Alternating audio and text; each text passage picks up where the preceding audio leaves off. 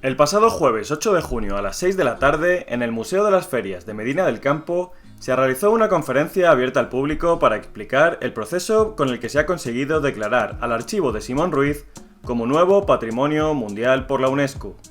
En esta conferencia intervinieron Antonio Sánchez del Barrio, director del Museo de las Ferias, Fernando Ramos González y Álvaro Rodríguez Sarmentero.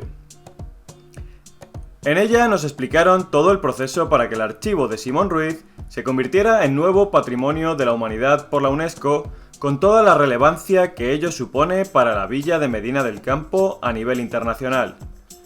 La conferencia completa sobre el archivo de Simón Ruiz como Patrimonio Mundial por la UNESCO está ofrecido por Jesús Medina, Medina del Campo en directo y Héroes de la Hispanidad. Al acto, y hablar luego después de la intervención de Fernando. De preámbulo a este acto, en primer lugar, lo que tengo que hacer es daros las gracias por venir a este... Creo que no está dado este micrófono, Fernando. No. Se oye bien, pero para no tener que forzar la voz. Hoy lo que habíamos pensado es hacer un acto si queréis, muy familiar, que fuera más que una charla o una serie de intervenciones. Sí que es verdad que queremos que haya una serie de intervenciones porque forman parte de un proyecto mucho más grande, ¿no? Y queremos grabarlo como Dios manda, y de ahí que se esté grabando profesionalmente.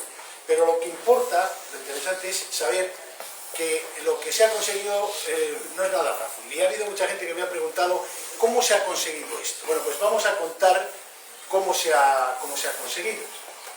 Lo que ocurre es que no vamos a circunscribirnos solamente a la última parte, que es la que hablaré yo, un poco de cuál ha sido el proceso desde que nos presentamos hasta que han concedido esta inscripción en el Registro de la Memoria del Mundo. Hay pasos muy importantes, como son, en primer lugar, la llegada a Medina del archivo, el proceso, el programa, el proyecto de digitalización y descripción de ese archivo, y luego que ese archivo hoy en día esté a disposición de todo el mundo en Internet. Bien, es verdad que solamente hasta ahora es una parte, no está todo, porque todo, en fin, pasarán yo creo que varios años hasta que se pueda conseguir.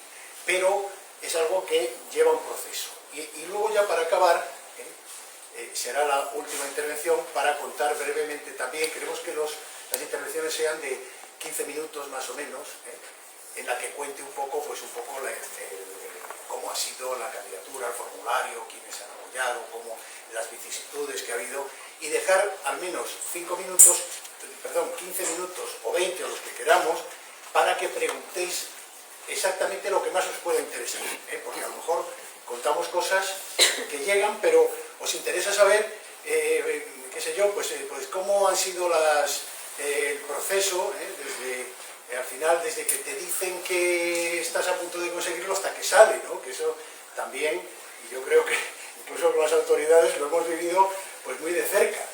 Y después lo que vamos a hacer es tomar un vino y celebrarlo entre todos.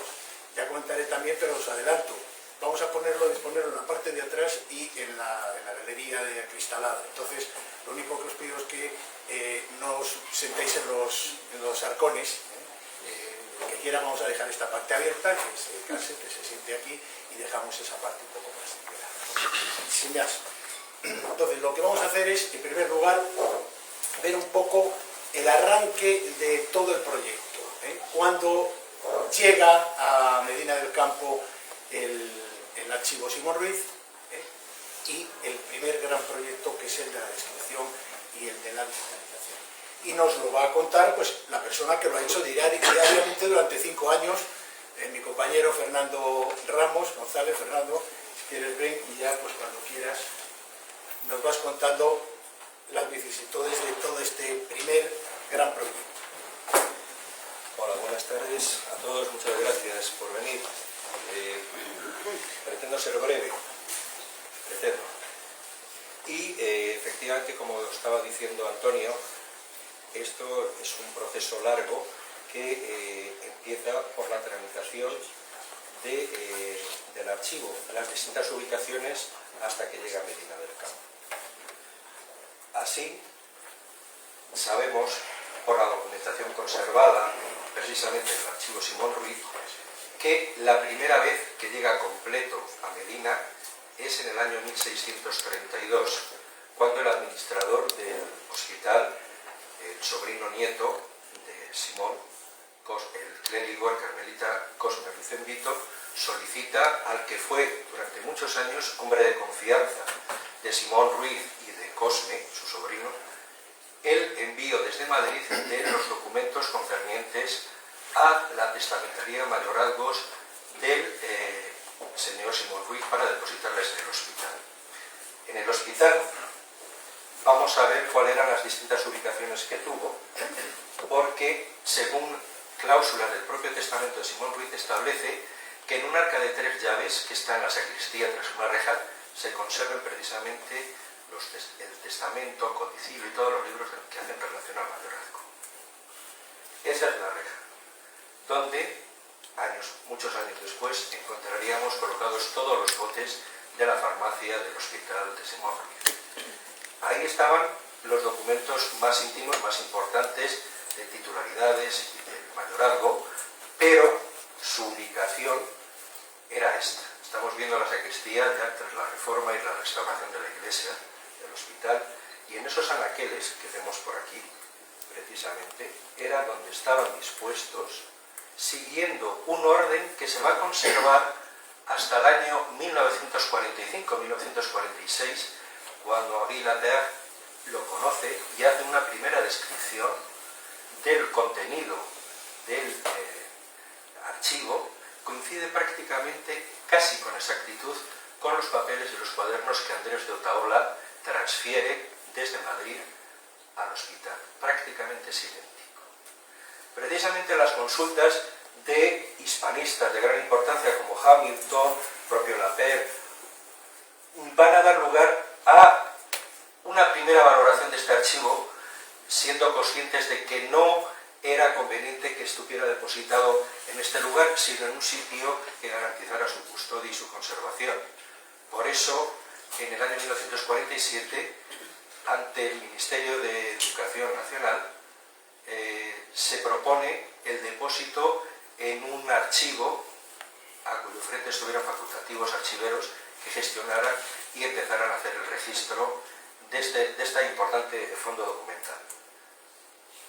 Esto que estamos viendo son las dependencias del Archivo Histórico Provincial de Valladolid. Inicialmente, el Estado decide depositar la ubicación de este archivo en el Archivo Histórico Provincial Universitario de Valladolid, que estaba en la universidad. Con el Estado de las Autonomías, el fondo pasa a transferirse al Archivo Histórico Provincial de Valladolid en el Palacio de los Iberos, al lado de Chancillería. Esta es la disposición que tienen los anaqueles en sus cajas, tal como fue tramitándose a lo largo de los años. Aquí lo vemos ya, una fotografía previa a su traslado y a las gestiones que se hacen de traslado para Medina. Estamos viendo una foto anterior, en torno al 2013. Esta fotografía. Se empiezan a hacer, mientras está en el Archivo Histórico Provincial, los trabajos de registro y de catalogación que darían pie a un inventario general del Archivo Simón Ruiz, hoy por hoy ya superado. Bien, en 2013, precisamente en septiembre del 2013, el patronato de la Fundación Simón Ruiz decide depositar en la sede de la Fundación Museo de las Ferias, al igual que su patrimonio artístico, el fondo documental, de manera que se levantara el depósito constituido con el Estado, y el Estado empieza a poner unas condiciones, entre ellas no hay ningún impedimento siempre y cuando se garantice un lugar donde se pueda custodiar, se pueda garantizar su conservación, haya personal técnico cualificado para poder atender, gestionar y divulgar y difundir el archivo, y la última condición que pone es precisamente la digitalización de todos los fondos con una copia en reserva en poder del Ministerio. Te das cuenta también que cuando se hace en 1947 la transferencia del archivo, se hace ante el Estado, no existe el Estado de las Autonomías. Ahora mismo el archivo estaba en las dependencias del Archivo Histórico Provincial de Valladolid, gestionado por la Junta. Entonces lo que se constituye es un depósito que hace que se transfiera del Archivo Histórico Provincial, gestionado por la Junta, a un archivo estatal como es el Archivo Histórico, perdón, el Archivo de la Real Chancillería de Valladolid. Para ello, en este caso, la presidenta tanto de la Fundación Simón Ruiz como de la Fundación Museo de las Ferias, la alcaldesa, junto con el subdirector general de Archivos Estatales, presenta el convenio que dará pie a la digitalización y a la transferencia de este fondo documental. En las dependencias del Archivo de la Real Chancillería se ubican igualmente las cajas, todas seriadas, numeradas. En este caso estaríamos viendo las cajas de correspondencia y abajo veríamos los libros, una serie de libros de contabilidad, tal como están, simplemente lo veis anudados, encintados, en carpetas de cartón con lazos rojos. Vemos cómo están un mazo de libros abecedarios y cuadernos de feria donde se registraban las remesas de las letras de cambio que iban a cobrarse en ferias. Así es como nos lo vamos a encontrar antes de que el personal técnico de la Fundación Museo de las Ferias empiece a trabajar con ella. El convenio con el Ministerio establecía que se digitalizarían con medios propios de la subdirección, perdón, del Servicio de Reproducciones del Ministerio, toda la obra, todo el fondo documental, adscribiendo también personal técnico de la Real Chancillería para su digitalización. Por su parte, la Fundación Museo de las Ferias también pondría un técnico encargado de la revisión previa y la recatalogación de todo el fondo documental.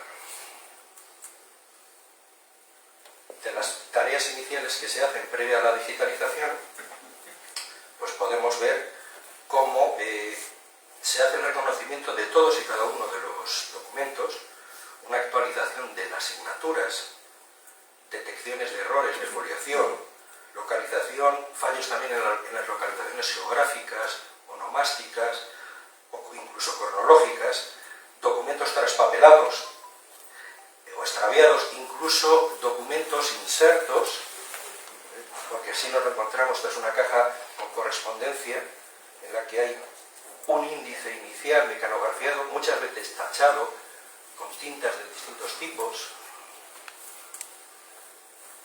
Este tipo de cuerdas, de atados también, que no hacen más que castigar la documentación, estropearla bastante. Mirad cómo se puede encontrar. Bien, junto con las tareas de registro, algo que es fundamental también es la recolocación en sistemas normalizados para su conservación, como son ese tipo de carpetas, cajas normalizadas, libres de ácido, donde se van a ir asentando a la vez que se está procediendo al registro informatizado. A veces, en ocasiones se contó también con la colaboración de becarios de la Universidad de Valladolid, adscritos al programa de becas del Banco de Santander. Aquí vemos precisamente becarios ayudando a las tareas también de identificación.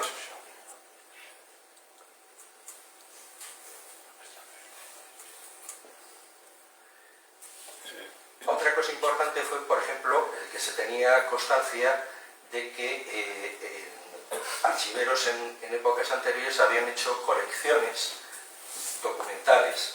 Aquí lo que estáis viendo es una carpeta con letras de cambio que previamente se han sacado de la correspondencia. Eran documentos que iban insertos acompañando a las cartas que le remitían a Simón Ruiz desde Amberes, desde Lyon, desde Piacenza, etcétera, etcétera, en las que se incorporan las letras de cambio que están giradas a su favor. Bien, eso se hizo en un momento determinado, la separación por un lado de la correspondencia, por otro lado de las letras de cambio. se tenía constancia de un buen volumen de letras de cambio, en torno a unas 20.000, pero a la hora de hacer las revisiones de la documentación nos podemos encontrar con letras de cambio insertas que ni siquiera estaban registradas, no estaban identificadas, dando lugar entonces a la creación de un documento más. Y no se van a separar, se va a mantener incorporada el documento inserto con la carta original, de manera que estamos viendo tal como debe conservarse actualmente. También se lleva a cabo un registro fotográfico, fundamentalmente en este caso de las sellos, marcas, tanto de lacre como de sellos de placa o incluso marcas dibujadas, que daría pie a un proyecto posterior que tuvo por objetivo la identificación de las marcas de los mercaderes y de los corresponsales de Simón Ruiz. Y una publicación que se presentó ya en su día en el museo.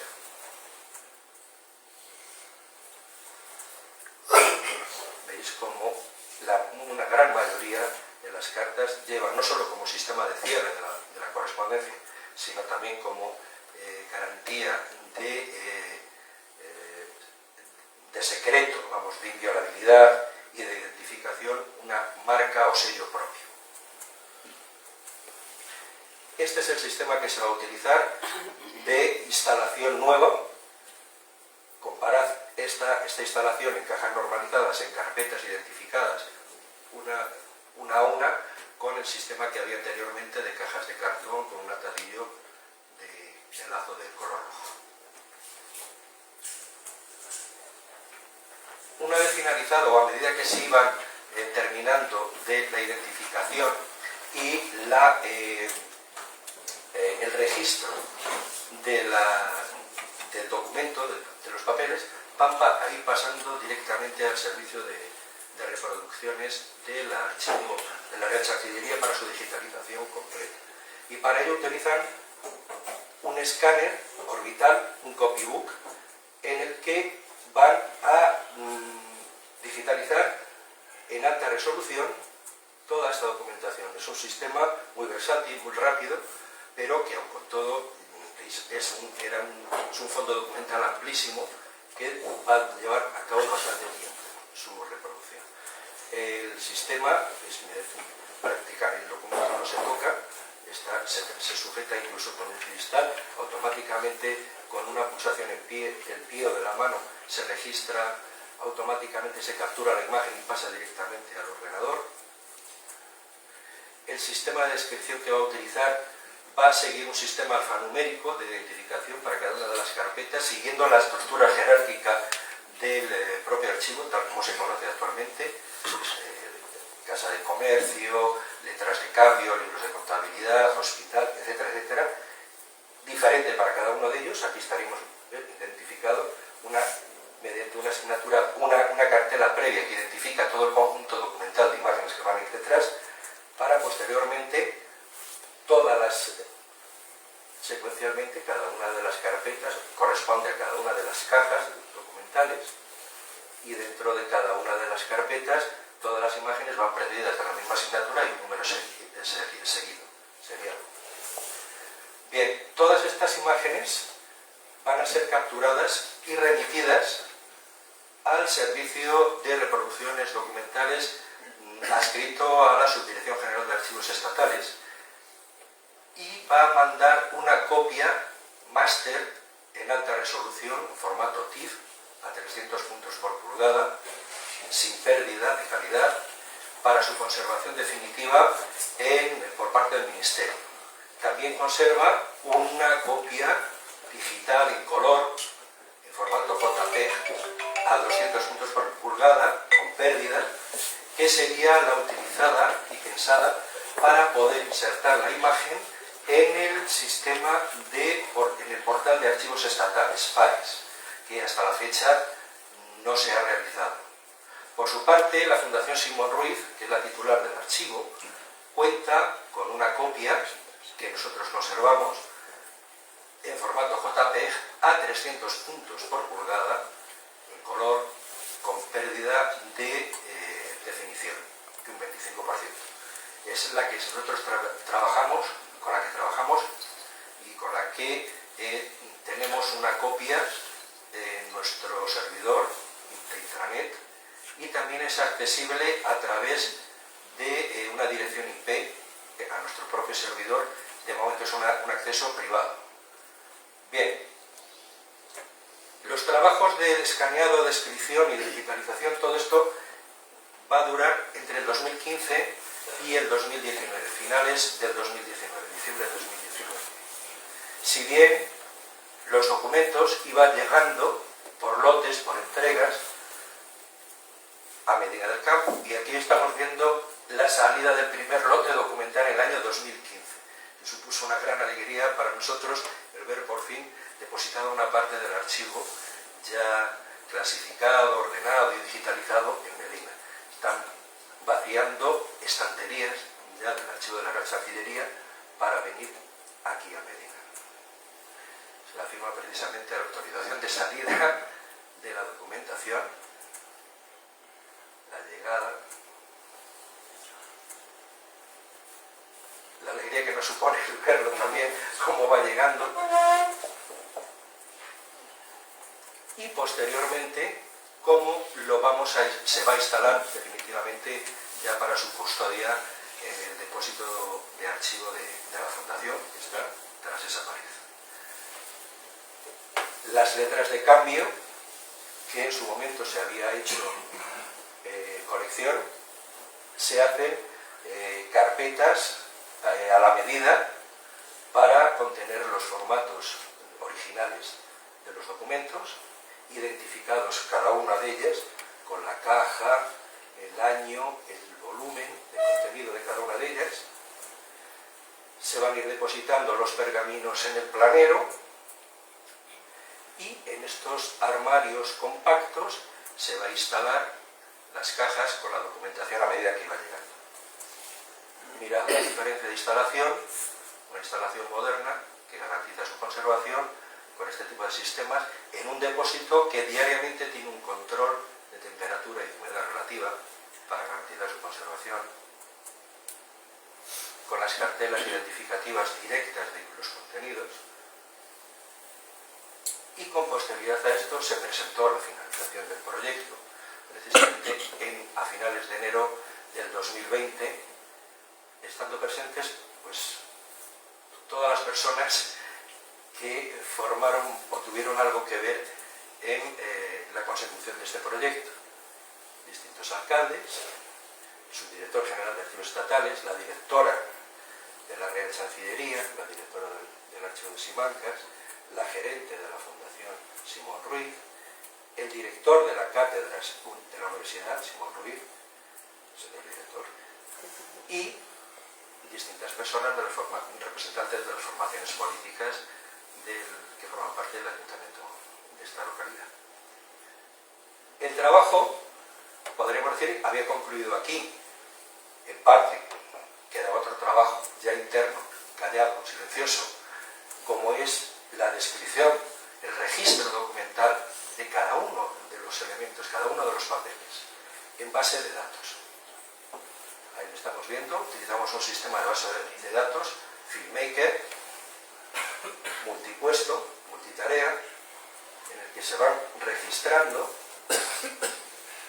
descriptivamente, a partir de la asignatura, el contenido, el título y las cronologías extremas, inicio y final, registro indexado de todas ellas. Tenemos ya 81.600 registros a fecha de esta tarde. Este es un sistema que, unido el registro en base de datos junto con las imágenes digitalizadas, permite el control y el acceso a muchos investigadores, sin necesidad de tocar también la documentación actualmente. Pero también, como antes anticipaba Antonio, a través del portal de archivos de la Fundación Museo de las Ferias se puede tener acceso ya a una serie de documentos que han sido incorporados con un sistema normalizado de registro que precisamente será el que nos cuente Álvaro. Muchas gracias.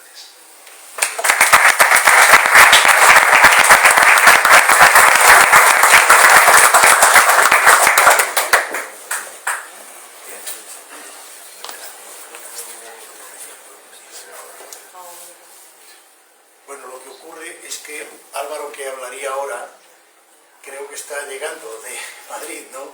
Me ha dicho que estaba 10 minutos, entonces voy a empezar yo y cuando venga le damos paso a él. La continuación sería, pues, explicar cómo, de todo lo que ha contado Fernando, cómo se ha, es decir, cómo se ha tratado esta masa documental tan extraordinaria, con todos los medios técnicos que tenemos hoy en día, pues cómo gracias a las herramientas electrónicas de hoy en día puede llegar, pues, a todo el mundo. Un señor, como digo alguna vez, un señor en Canadá o en Tanzania a las 5 de la mañana puede acceder a todas las letras de cambio que quiera directamente.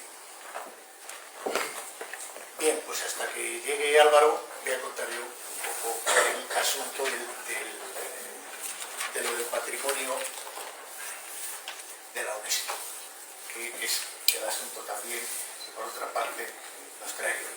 Bien, en primer lugar, muchos me han preguntado ¿qué es el patrimonio mundial de la UNESCO? ¿Es lo mismo que patrimonio de la humanidad de la UNESCO?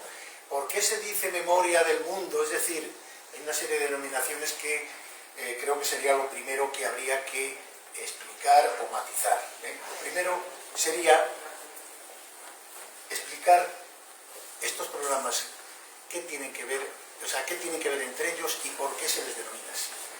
Pues bien, los programas Patrimonio Mundial de la UNESCO son los que atienden a un conjunto de bienes heredados que han llegado a la actualidad y deben ser protegidos y conservados para ser transmitidos a generaciones futuras. El patrimonio mundial está integrado por bienes materiales o inmateriales, lugares o espacios naturales que poseen valores universales excepcionales. Es decir, que tienen una importancia cultural o natural extraordinaria, que trascienden fronteras y que tienen un significado especial dentro de la historia de la humanidad.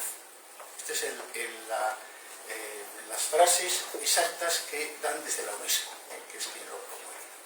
Entonces, el primer programa, o el más conocido, es el llamado Patrimonio Mundial, Patrimonio de la Humanidad, que se refiere a ciudades, edificios, conjuntos urbanos, bienes materiales, etc. Todos hemos oído decir Úbeda y Baeza son patrimonio de la humanidad. Son patrimonio porque son las ciudades las que lo son. Burgos como ciudad no es patrimonio de la humanidad, es la catedral la que es. En Córdoba hay 5 patrimonios mundiales o patrimonios de la humanidad. Uno es la mezquita, claro, otros son los patios con las flores, que corresponderían precisamente al segundo de los programas, que es el de Patrimonio Cultural Inmaterial.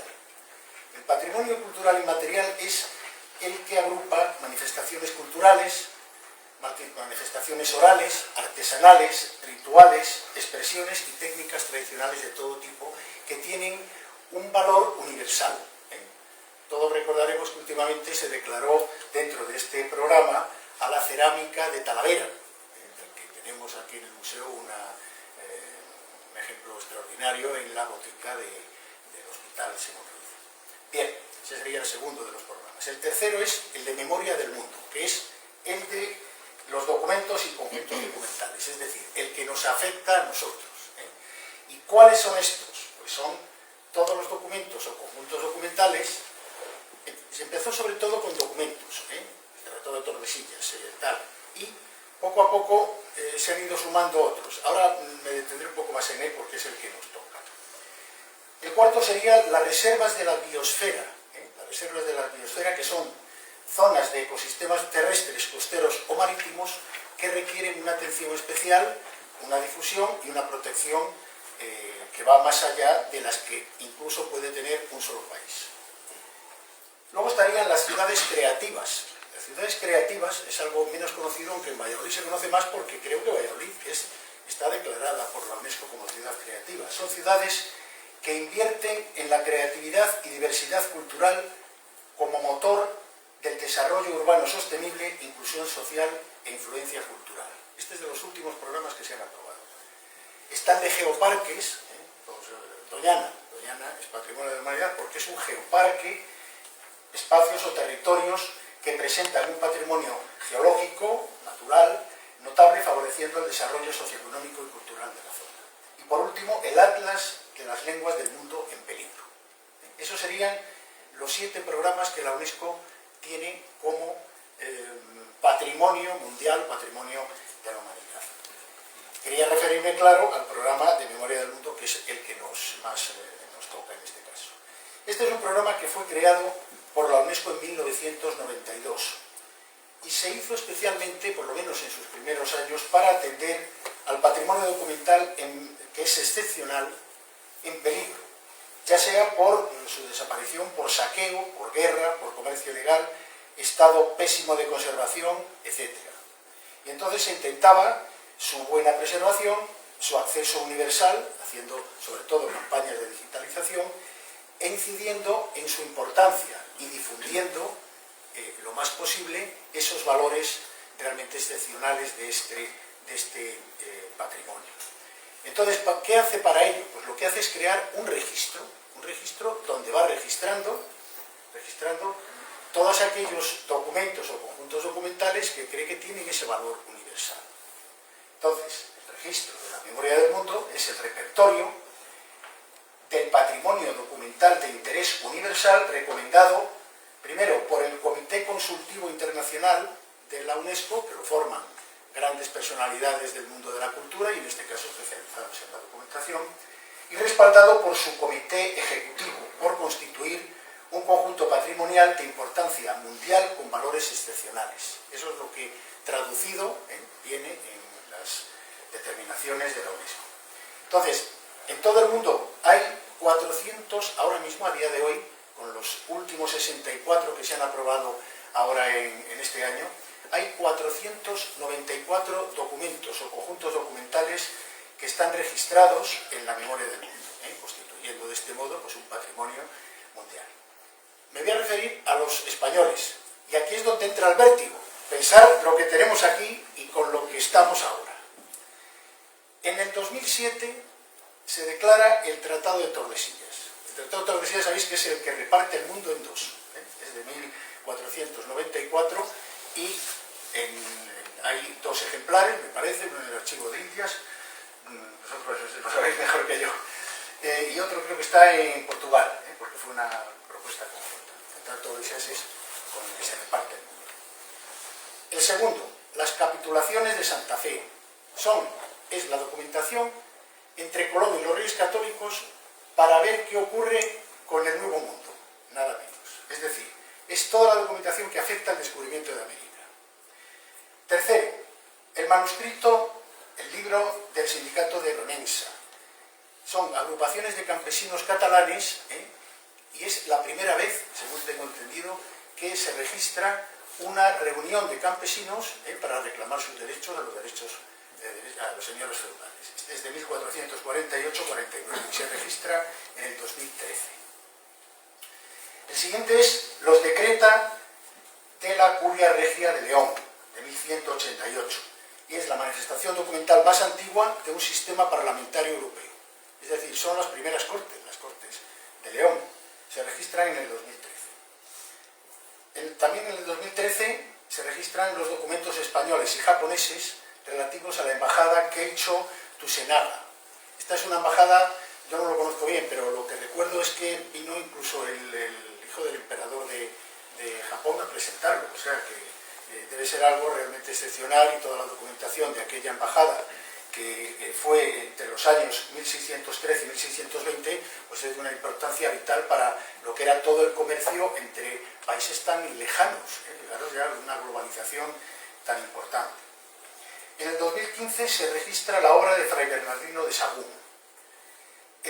También en el 2015 los comentarios del libro del Apocalipsis, el Beato de Liébana y otros beatos también, y el vocabulario de las lenguas indígenas del Nuevo Mundo traducidos al español. Es decir, los vocabularios para entender cómo hablaban los indígenas de entonces. Es decir, son documentos realmente excepcionales. Y por último, ya en el 2017 se registra, vuelvo a decirlo, nada menos que el Archivo General de Simancas, ya como archivo completo, todo el archivo, no es solamente un documento. Claro, en el Archivo de Simancas, muchos de los documentos que hay per se podrían ser declarados o reconocidos de este modo, pero se registra el archivo entero. Se registra también el archivo de Santiago Ramón y Cajal y de la Escuela Española de Neurohistología y el Códice Calistino, Códice Calistino y otras copias medievales del libro santo jacobeo, es decir, los orígenes europeos de la tradición jacobea. Y los que se han registrado ahora, pues tenemos la documentación de la primera circunnavegación de Magallanes y Elcano, toda la documentación presentada por Portugal y España, la documentación 1519-1522, la documentación de la Real Expedición Filantrópica de la Vacuna contra la Viruela, en 1820, fijaros en la época en que hemos estado, esta declaración era pues realmente oportuna, ¿no? Porque es una... Yo lo poco que sé de ello es algo excepcional, es decir, que se lleven a los niños para que inoculados consigan quitar la viruela de un territorio inmenso, pues es algo excepcional. Y con ellos nuestro archivo de Simón Ruiz. Por tanto, no solamente los que trabajamos aquí, los que hemos participado directamente, los que en su momento trajimos o en fin, participamos en el traslado del archivo, todos los trabajos que se han hecho, todos, y yo creo que todo el pueblo de Medina debe estar orgullosísimo. El problema es que no se ve como el Castillo de la Mota, este patrimonio. Ese es uno de los problemas que entre todos deberíamos trabajar en ellos. Es decir, el Castillo de la Mota siempre se va a restaurar, siempre va a haber alguien que lo proteja, que el Castillo habló de la colegiata de San Antolín o de las carnicerías. Un archivo es mucho más difícil de hacer llegar a la gente la importancia que tiene y la singularidad. Yo cuando me preguntan ¿qué es lo más importante que hay en Medina? Pues no suele coincidir con lo que cree la gente. Pero desde luego lo que yo digo, porque me dedico a ello, sí que tengo razón de causa para decirlo. A lo mejor no es tan vistoso como otras cosas, pero desde luego el archivo Simón Ruiz, sin ninguna duda, es, no voy a decir el más importante patrimonio que tenemos, pero desde luego de los más importantes patrimonios que tenemos sin ninguna duda. Vamos. El testamento de Isabel también. Pero es que no lo tenemos aquí, eso está en el archivo de Simancas, o sea que si lo tuviéramos aquí entonces claro que lo diríamos, pero estamos hablando del patrimonio de Medina del Campo, tenemos otros valores enormes también. Bueno, bien, ¿por qué? Sería la pregunta, ¿por qué la UNESCO ha inscrito este archivo en el registro de la memoria del mundo? Bueno, voy a leerlo porque es lo que al final se ha adoptado. El archivo Simón Ruiz es el único caso de un conjunto documental de un mercader banquero español del siglo XVI que ha llegado a nuestros días. Circunstancia que lo convierte en referencia inexcusable de los estudios sobre el comercio mundial de aquella época, en tanto que por entonces la monarquía hispánica era una de las grandes potencias económicas globales. Muchos de los grandes acontecimientos de aquel tiempo son mencionados o referidos con mayor o menor extensión en la documentación y asimismo en ella aparecen citados muchos de los grandes personajes y situaciones de la época, especialmente los protagonistas del mundo del comercio y las finanzas. El fondo mercantil, ya lo ha comentado antes Fernando, tiene 58.000 cartas comerciales, en torno a las 23.000 letras de cambio, giradas con 45 plazas, más de 20.000 documentos mercantiles de todo tipo, en algunos casos rarísimos porque se encuentran en poquísimos archivos europeos, 184 libros de cuentas, 200 listini, etc. Y luego tiene la parte del fondo documental hospitalario, la parte del hospital que conserva la documentación de los hospitales refundidos en él, no solamente del general, y del archivo del Hospital de la Piedad o de Barrientos. Tiene muchísimas noticias de unos años en los que España gobernaba el mundo. Viene a ser una frase hecha. Bien, las nuevas tecnologías ponen en manos de todo el mundo toda esa base documental y con ello pues, se tiende a continuar esa gran labor que en el siglo pasado encabezaron, entre otros, Enrique Lapierre, Ramón Carande, José Valentín da Silva, Valentín Vázquez de Prada, Felipe Ruiz, Manuel Basas o Bartolomé de Nassau. Y a ellos habría que unir ya especialistas ya de nuestra, iba a a decir generación, pero sí, porque ya las generaciones nuestras pues son las que darán paso en breve a las siguientes, que se han ocupado en tiempos más cercanos de este archivo excepcional.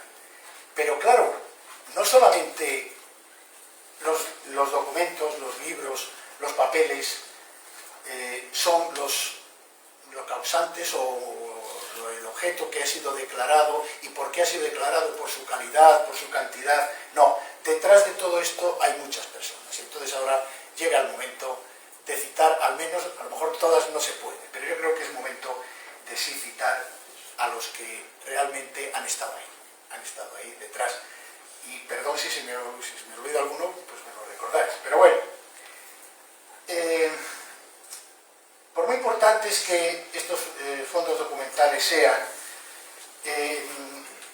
no se habría conseguido nunca sin este grupo de personas, de técnicos, archiveros, profesores de universidad, cuyos esfuerzos unidos han hecho posible esta distinción. El proceso de redacción, es decir, la última parte que es al final elaborar el formulario, traducirlo al inglés, porque claro, todo esto estamos hablando que cuando hablas con la UNESCO todo tiene que ir en inglés.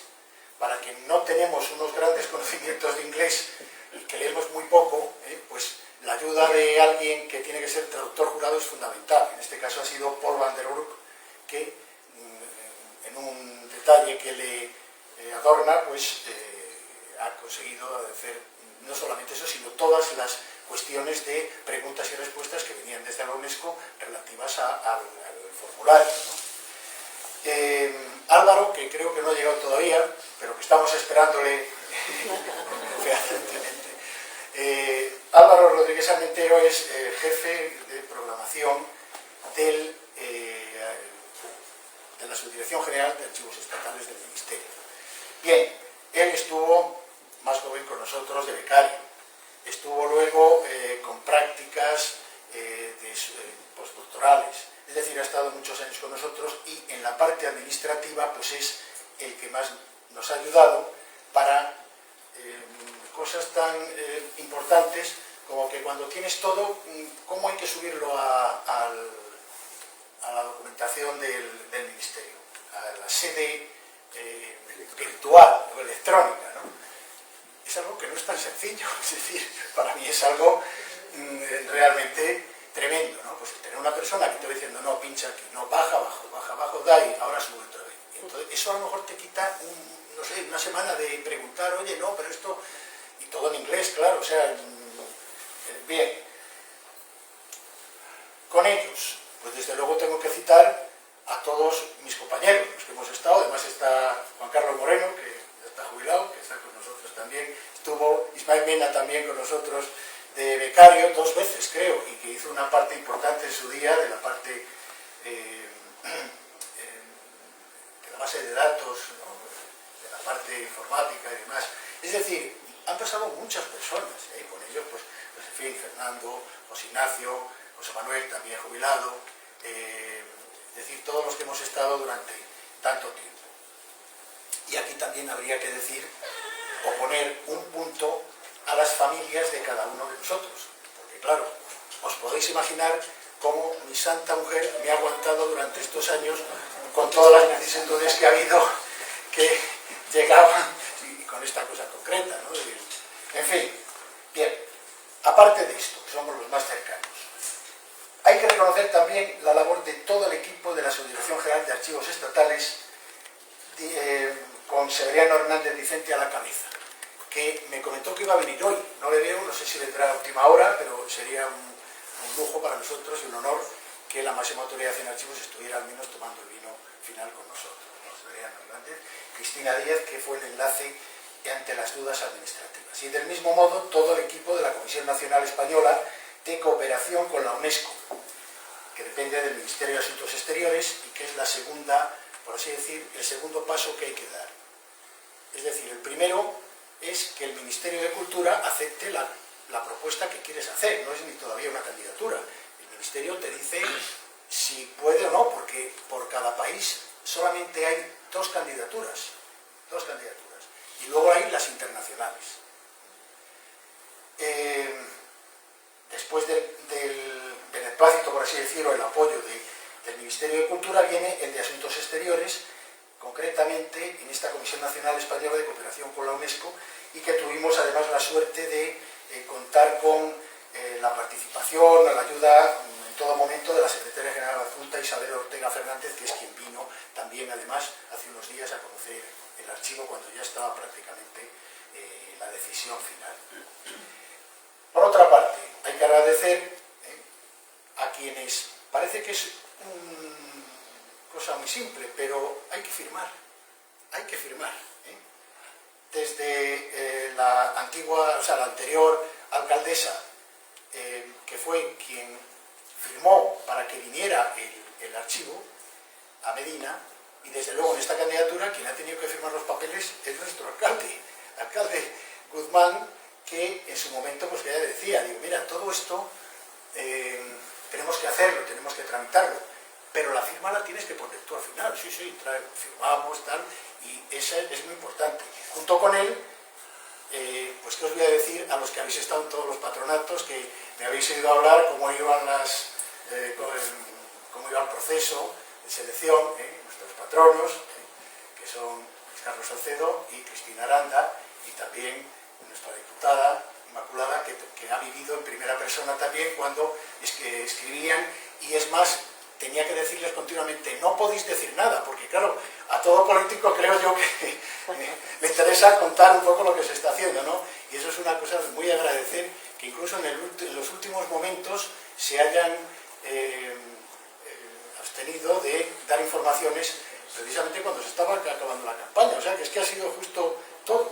Bueno, y junto con ellas también, claro, tengo que tener un recuerdo especial a las dos gerentes de la Fundación Simón Ruiz. Nos acompaña la actual, Julia Pichotto, muchísimas gracias por estar aquí, fíjate lo que tienes encima, además que acabas de incorporarte, y la anterior ya está aquí Álvaro, Hortensia Molina, Tesi, que conocemos todos y que es con la que desde hace tantos años pues hemos estado entre los dos llevando un poco la parte más institucional.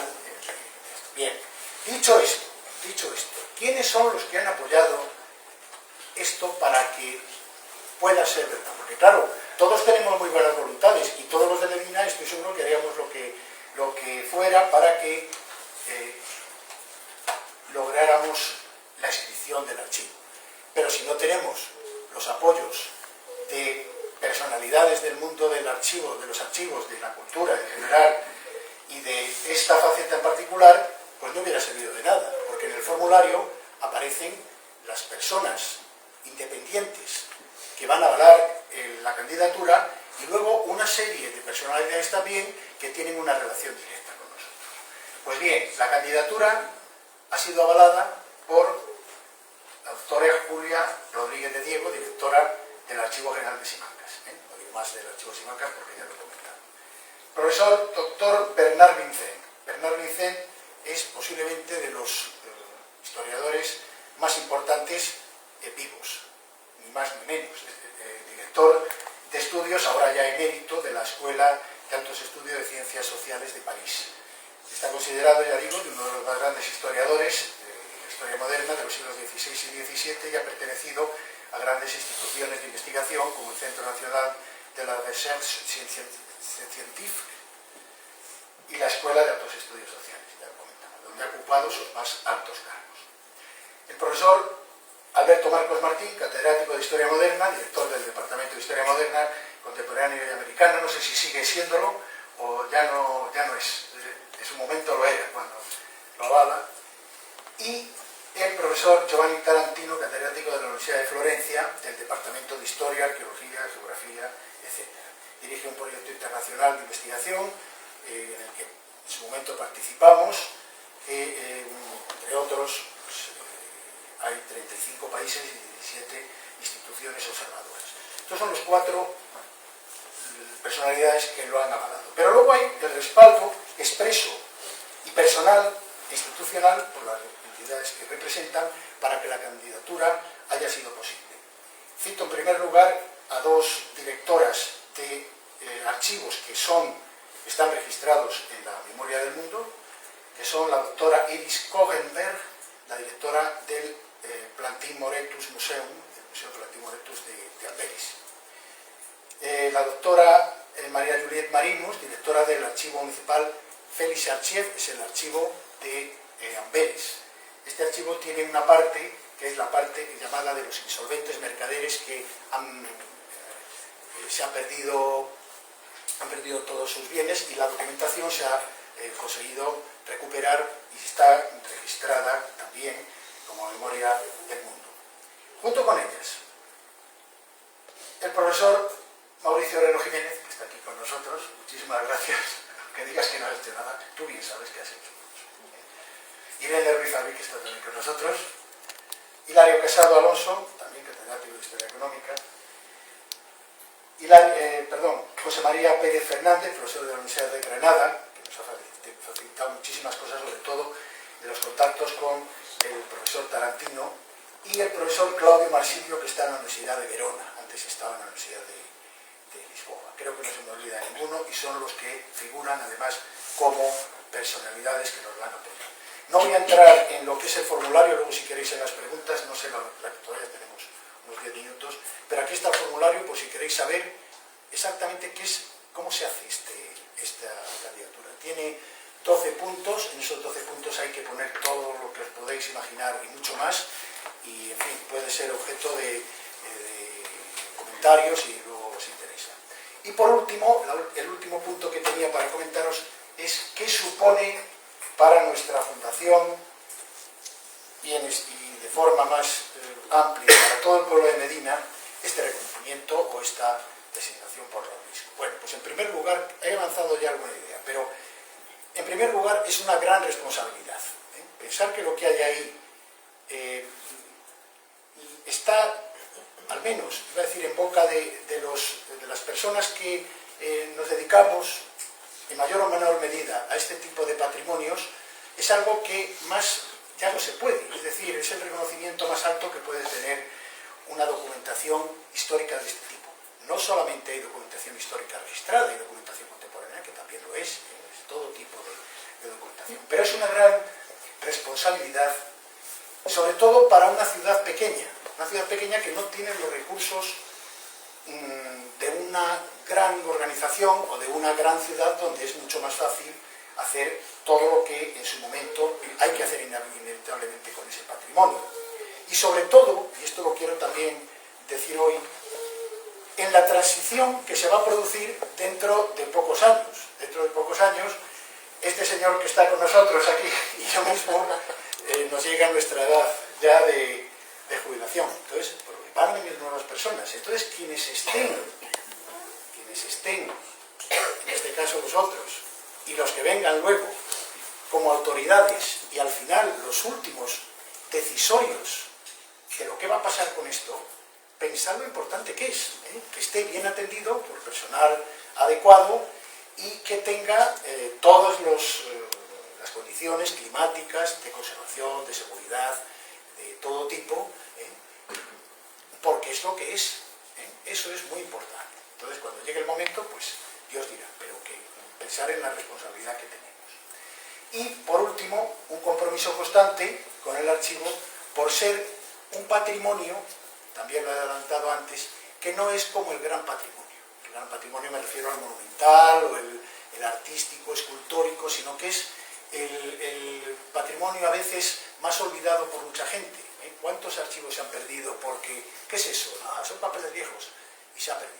Y en muchos casos eran memoria de algo realmente impresionante y que se ha perdido para siempre. Bueno, pues este archivo ha tenido la suerte que en las vicisitudes de su historia, que antes Fernando ha enunciado así en un listado, pues cómo ha pasado de un lugar a otro, cómo se ha tratado, hay que agradecer a todos los anteriores depositarios, custodios y técnicos que han tenido este archivo, lo bien que lo han tratado, al menos desde el año 47, y ha llegado hasta nosotros. Bueno, pues esto es algo que en todos tiene que estar muy presente. Así que acabo con esto y luego en los, si queréis, 10 minutos que podemos tener de preguntas, pues avanzo otras cosas.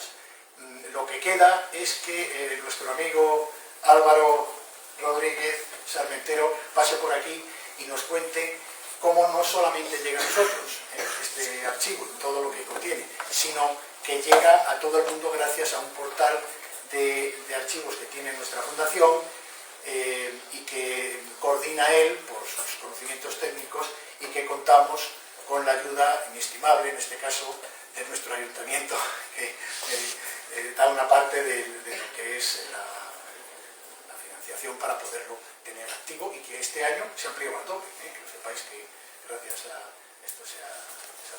Álvaro, muchas gracias.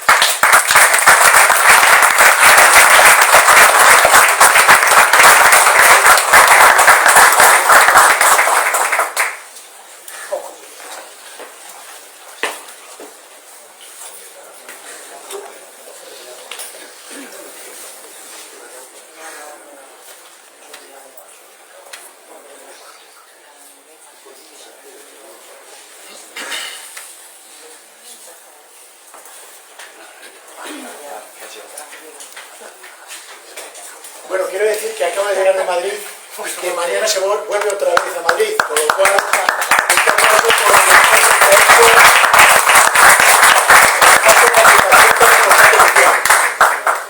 Llevo un día malísimo, porque vengo de una auditoría con la Comisión Europea y he salido y he llegado, tenía que haber estado aquí a las 6, pero hemos terminado al final a las 7 menos cuarto, prácticamente. Bueno, os cuento un poco del portal, cómo empezó el proyecto. En origen esto empezó en el 2017, a través de una beca. Se decidió empezar un proyecto de ver cómo poner a disposición de todo el público el archivo Simón Ruiz y otras dependencias de otros archivos que tiene la Fundación Museo de las Ferias. Empezamos con una versión inicial muy básica, que no es la que estáis viendo ahora, que está en los servidores de la Fundación, en el que empezamos ya a ver y a definir de qué manera era el proyecto, con expectativas a colgarlo en la página web y utilizar el repositorio documental como una manera de accesibilidad para todo el mundo y para que cualquier persona que le interese el mundo de la archivística o la información de Medina del Campo pueda acceder desde cualquier parte del mundo. Al principio, el problema que teníamos con todo el portal es que no teníamos un cuadro de clasificación al uso y no teníamos una manera de estructurar la información. Archivísticamente lo que necesitamos es un árbol, como si fuese un árbol de asignaturas de una biblioteca, y estructurar la información archivística para que sea accesible a todo el mundo. ¿Cómo hacemos eso? Pues es más fácil ver un ejemplo claro. Si nos metemos en el archivo Simón Ruiz, luego os cuento cómo funciona el resto de la fundación, el resto del portal. Tenemos, digamos, publicadas ahora mismo dos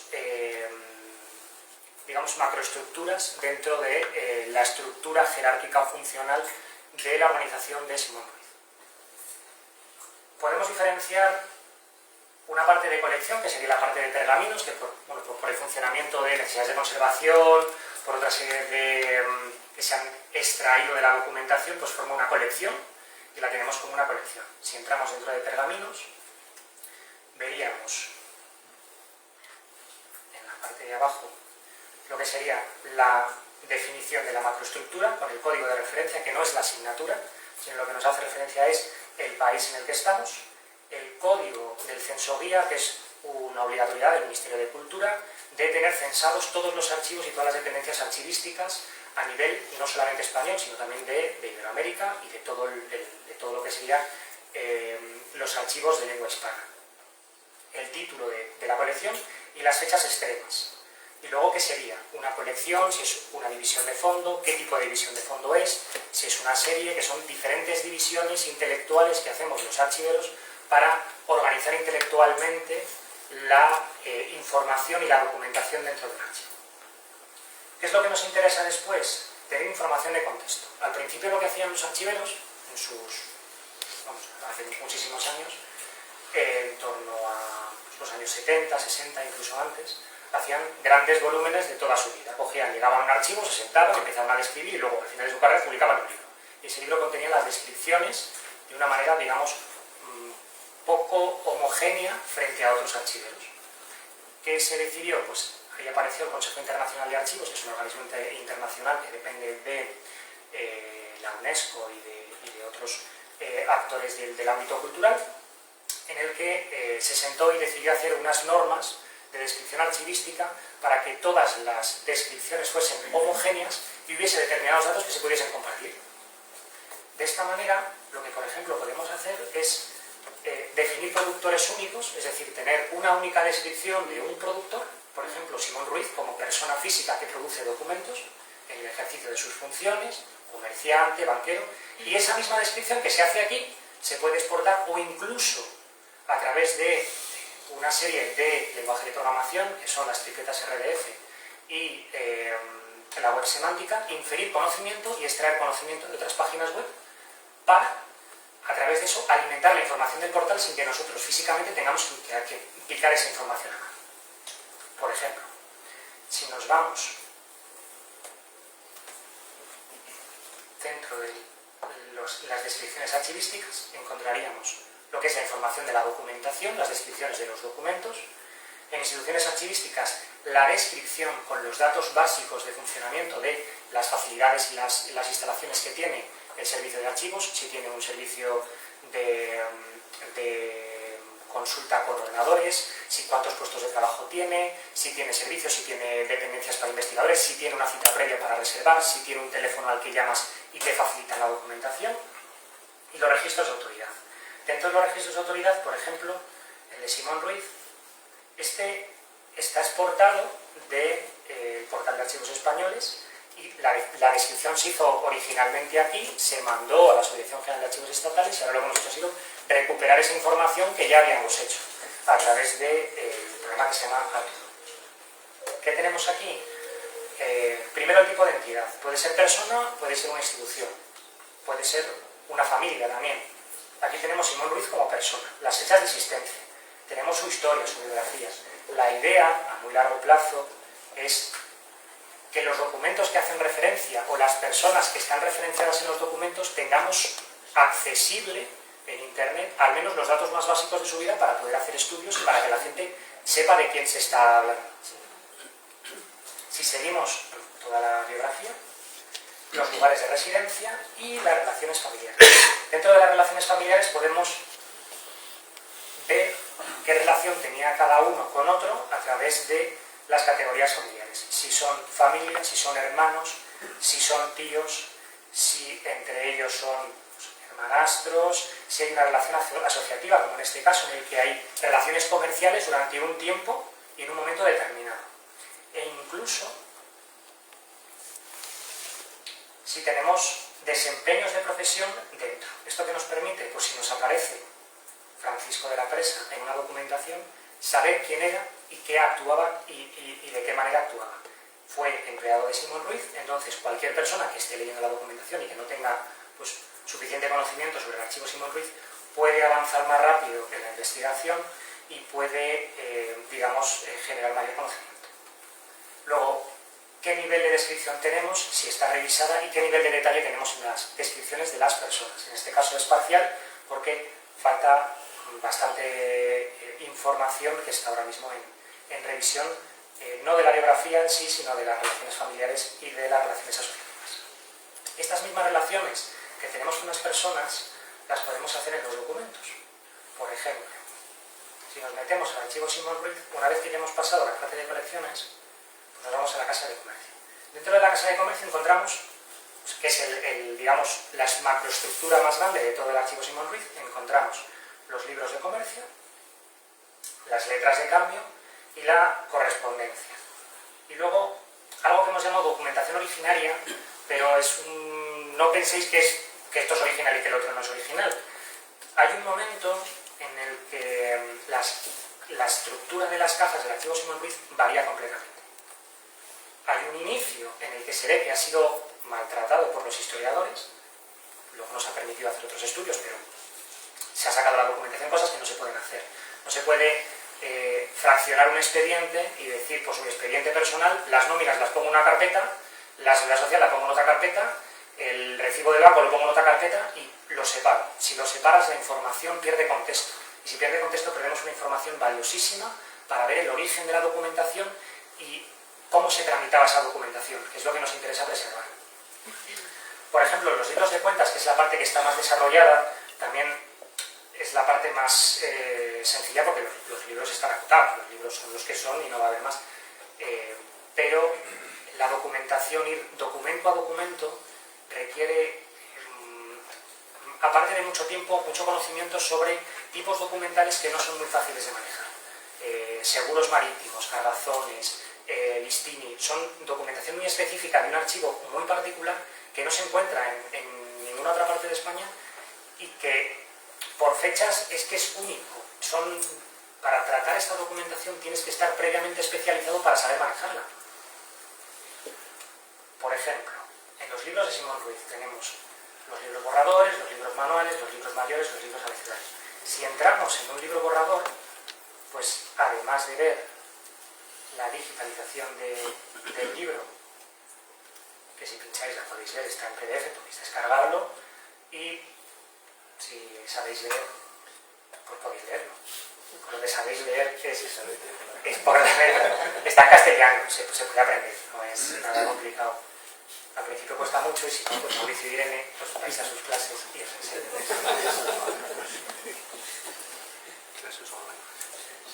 Tarda en cargar porque pensad que cada uno de estos libros pueden ser 200 o 300 megas, hay alguno de incluso 500 megas. Y está el equipo changarro. Aquí veis la información, aunque está en baja calidad, bueno, está en baja calidad, pero se ve muy bien, se puede leer. Si la ampliamos, llega un momento en el que pierde, pero se puede leer perfectamente. Gonzalo de Jaén debe por mercadería y la cuenta. Claro, esto así solo, pues muy bien, pues un libro, no nos sirve de mucho, pues vale, pues bien. Pero, ¿qué podemos ver en el área de contexto? En el área de contexto podemos ver quién es el productor o la institución archivística que ha producido esta documentación. En este momento el Archivo Simón Ruiz como institución que recopila la documentación. Pero si esto vamos a otro nivel de descripción, para hacer previamente todos estos, digamos, descripciones no se hace deprisa y corriendo. Hay un estudio previo y una guía de descripción que estipula qué se describe en cada uno de los puntos de la norma internacional que son obligatorios y cuáles de los adicionales hay que completar para que la información tenga unos requisitos mínimos de calidad para publicarlo en Internet. No se puede publicar cualquier cosa, ni se puede publicar de cualquier manera, porque la información tiene que ser concreta, exacta y fiable. En este caso, la institución archivística Simón Ruiz, Archivo Simón Ruiz, y el productor dentro de libros de cuentas. Hemos utilizado, digamos, el tipo documental como nombre del productor para continuar con los desarrollos del proyecto de descripción. ¿Qué tenemos después? Las relaciones entre la documentación. Este es un libro borrador, pero el libro borrador se relaciona con el libro viejo de Simón Ruiz y el libro mayor de Ferias.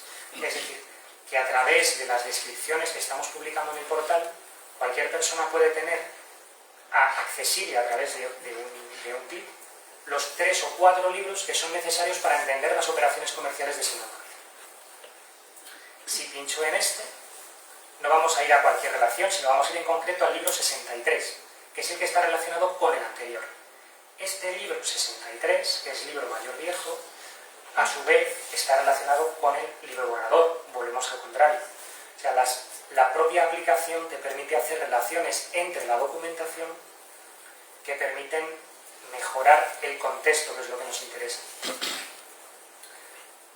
Esto mismo, que está hecho en los libros de cuentas, podemos aplicarlo a las letras de cambio. Podríamos, sin modificar la estructura de las cajas, que es una cosa que no podemos hacer, las cajas están como están, y también es parte de la historia del archivo. No podemos modificar ni saltar el orden, porque si nos ha llegado así de esta manera, tenemos que mantener la estructura que tiene el archivo actualmente, porque también es parte de su historia y parte de lo que nos quiere contar el archivo, y también nos permite trabajar con el archivo desde otro punto de vista. Podríamos hacer lo mismo con las letras de cambio. Coger las letras de cambio y decir, esta letra de cambio está relacionada con determinada carta, relacionada con determinado documento, y a su vez aparecen estos personajes, y recuperar, que es en principio una idea bastante complicada, pero que a largo plazo sí se podría hacer, o creo que sí se podría hacer, que es recuperar la estructura original del archivo Simón Ruiz.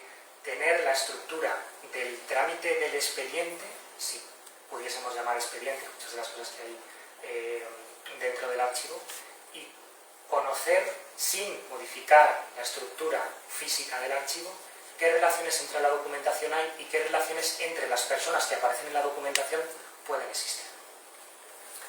Aparte de esto, podríamos añadir materias, un vocabulario controlado, un tesauro, en el que a cada una de las documentaciones o a cada una de las materias las llamamos de una manera. Por ejemplo, nos interesan las ferias, pues describimos ferias. ¿Qué nos referimos con ferias?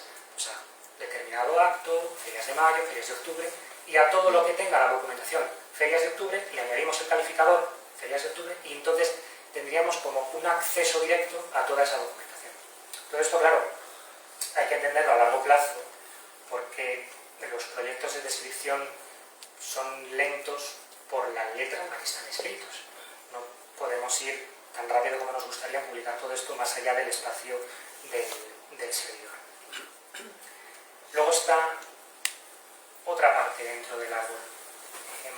Simón Ruiz no era era una persona, pero no era una única compañía. Se iba asociando en compañías. Entonces, dentro del archivo podemos encontrar una parte que es exclusiva de Cosme Ruiz como mercader. Entonces, al ser un productor diferente, al no ser Simón Ruiz como mercader, necesita una independencia propia. Entonces, dentro del archivo, aparte del Hospital General y del Hospital Barrientos, podemos encontrar otras pequeñas compañías o pequeñas asociaciones que podrían llegar a tener independencia de manera archivística, aunque en su conjunto formen parte del archivo Simón Ruiz. Y luego hay otros libros que han ido apareciendo dentro de la documentación que se pueden sacar, e incluso dentro de correspondencia es posible que haya algún fragmento de algún libro que haga referencia o que en su origen fuesen libros, pero que al ser separadas, pues que se han ido soltando y se ha ido metiendo pues con el resto de la documentación. Aparte de todo esto, pues tenemos las letras de cambio. Lo más desarrollado es la parte de libros, porque esto empezó como casi un pasatiempos, viendo que no podíamos salir de casa por el confinamiento, y acabó evolucionando a esto. Podemos ver todas las letras de cambio.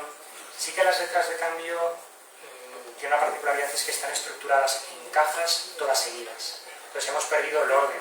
Entonces, a la manera de estructurarlas tenemos que seguir un orden lógico por fechas, porque es como está hecho. No es una estructura en puridad archivística perfecta, pero es lo que tenemos. Si pinchamos en una letra de cambio, aparte de ver la descripción que se ha ido haciendo pues, por Carlos, por Fernando, por Lidia, también por más personas que han ido pasando por la fundación, se puede acceder a la imagen digital, tanto el verso como el anverso, siempre con una marca de agua para evitar posibles usos pues, sin conocimiento de la información, porque al final la información se pone pública, pero si lo quieres publicar, pues por lo menos un poco de deferencia a la hora de avisar a los propietarios del archivo. Y aquí que encontramos, las primeras son las que están más detalladas, pues los que os comentaba. Están propuestos porque también hay una estructura para la definición de las personas. Están propuestos porque nos falta todavía información de contexto suficiente como para decir que esta persona se llamaba Giovanni Battista o si no se llamaba así. Tened en cuenta que los apellidos los tenemos ahora estructurados de esta manera, pero en aquel momento podían ser los apellidos de una manera, de otra, o incluso cambiar el apellido, cambiar el nombre, o el apellido que sea el apodo de, o el padrino de bautismo, o el padrino de algún tipo de sacramento, o que incluso cambiasen el nombre porque estaba perseguido y tocado. ¿Esto qué nos permite? Pues dentro de la documentación lo mismo, ver las relaciones asociativas, tenerles dentro de una estructura. Sabemos que esta persona era comerciante. Si pinchamos en comerciantes podríamos acceder, ahora mismo esto está cerrado, si veis aquí iniciar sesión, son los perfiles de acceso para poder entrar, digamos, a las tripas de la aplicación del servidor para ir desarrollando estas relaciones que os estoy comentando. Podríamos ver, por ejemplo, en banqueros, impresores, todas las personas que aparecen relacionadas dentro de esta máquina. Aparte de eso, tendríamos también posibilidad de describir las funciones que actúa un determinado productor, los objetos digitales y, aprovechando también pues que ya se crea el portal para una cosa, se puede utilizar para describir otras instituciones archivísticas. En este caso, el archivo municipal de Medina del Campo y el archivo propio de la Fundación. Todo a la vez permite que la información de contexto del archivo municipal, la parte histórica, se pueda relacionar con el archivo Simón Ruiz. Y a su vez el archivo Simón Ruiz con la información del archivo municipal. Dentro del archivo Simón Ruiz pues, hay documentación pues, del siglo XIX que pudo perfectamente ser parte del archivo municipal e incluso referencias en las cartas de Simón Ruiz, de la correspondencia, al ser regidor del municipio, que hagan referencia a determinados momentos de la historia de Medina.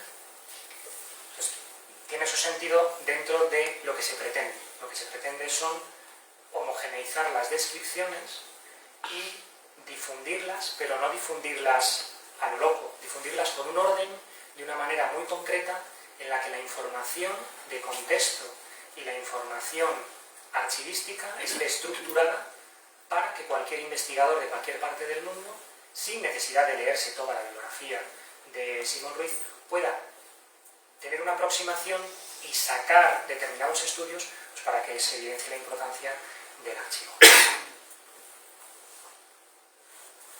En esta parte de la izquierda lo que se ve es las visitas más populares que ha habido esta semana y esta parte del buscador te permite hacer cualquier tipo de búsqueda. Puedes hacer una búsqueda normal, un libro de cuentas, pones libro de cuentas, puedes hacer una búsqueda avanzada. Dentro de la búsqueda avanzada puedes buscar en concreto si te interesa algo de un archivo en particular, de los que están en el repositorio, si te interesa en un determinado nivel de descripción, o sea, la descripción mínima sería fondo, subfondo si decidimos crear subfondos, lo importante es la serie y la unidad documental simple o compuesta.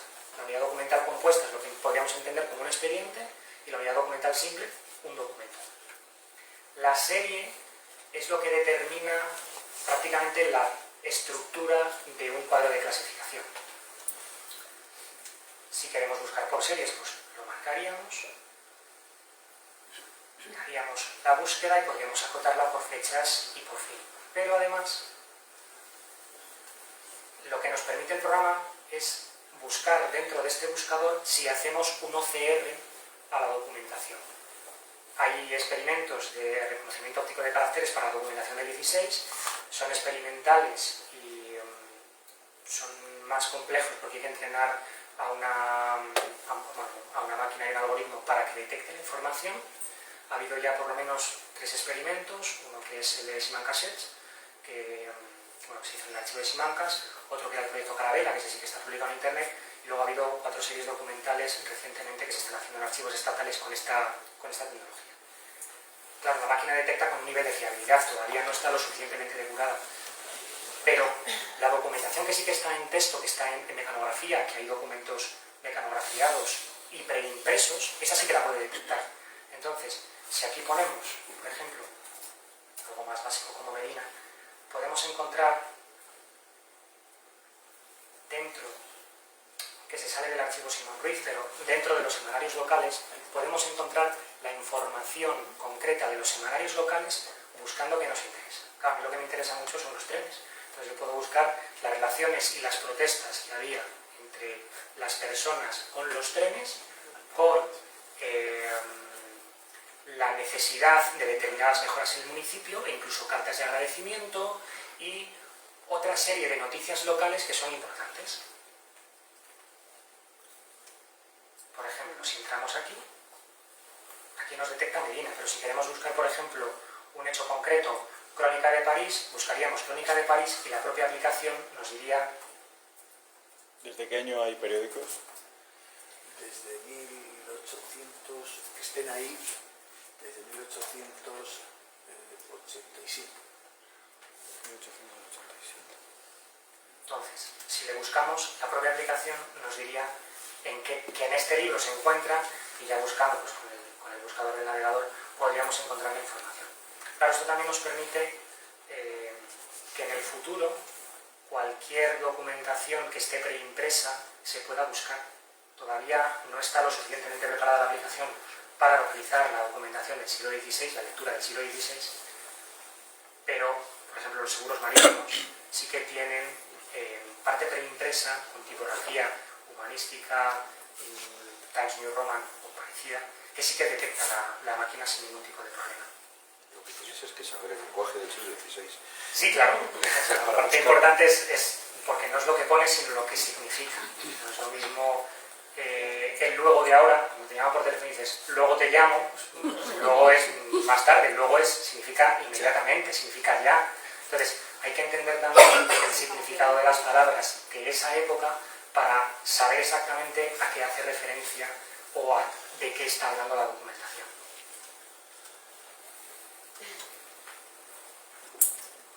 Más allá de esto, en esta parte de la izquierda me viene el archivo Simon Ruiz, que es un poco más importante.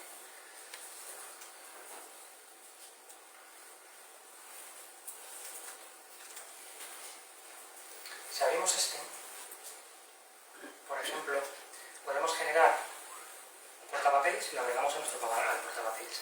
El portapapeles es como un acceso rápido. Te lo puedes guardar en favoritos, te creas. Aquí aparecería en este portapapeles un 1, agregamos, y en nuestra sesión se tiene localizada toda la información. Entonces tú vas diciendo, pues me interesa este documento, este otro documento, los agregas. Y cuando terminas de estar, le das a exportar y te exportas las referencias y toda la documentación, la información archivística, no el descargable, de determinadas asignaturas. ¿Qué podemos hacer? Podemos imprimir informes, podemos imprimir todas las descripciones del archivo Simon Ruiz que estén públicas y publicadas. O podemos explorarlo en lista, o explorar los objetos digitales. También, ¿qué podemos hacer? Exportar la documentación en formato compartible, en XML, en CSV o en las normas de intercambio del Consejo Internacional Archivístico, que son las EAD, que es XML adaptado a la ISAT-GED, que es la norma de descripción archivística, a la ISAT-CPF, que es la norma internacional de descripción de autoridades, familias y personas, y también podríamos exportar la información de la propia fundación. Si lo damos en explorar lista, por ejemplo, nos tendríamos que colocar en impresión de vista y aquí podríamos sacar, si le damos a imprimir una lista que sale pues, como una tabla de un Excel parecida, podríamos exportar toda la información dentro de la que estemos. Lo importante para el programa es saber en el punto en el que estás.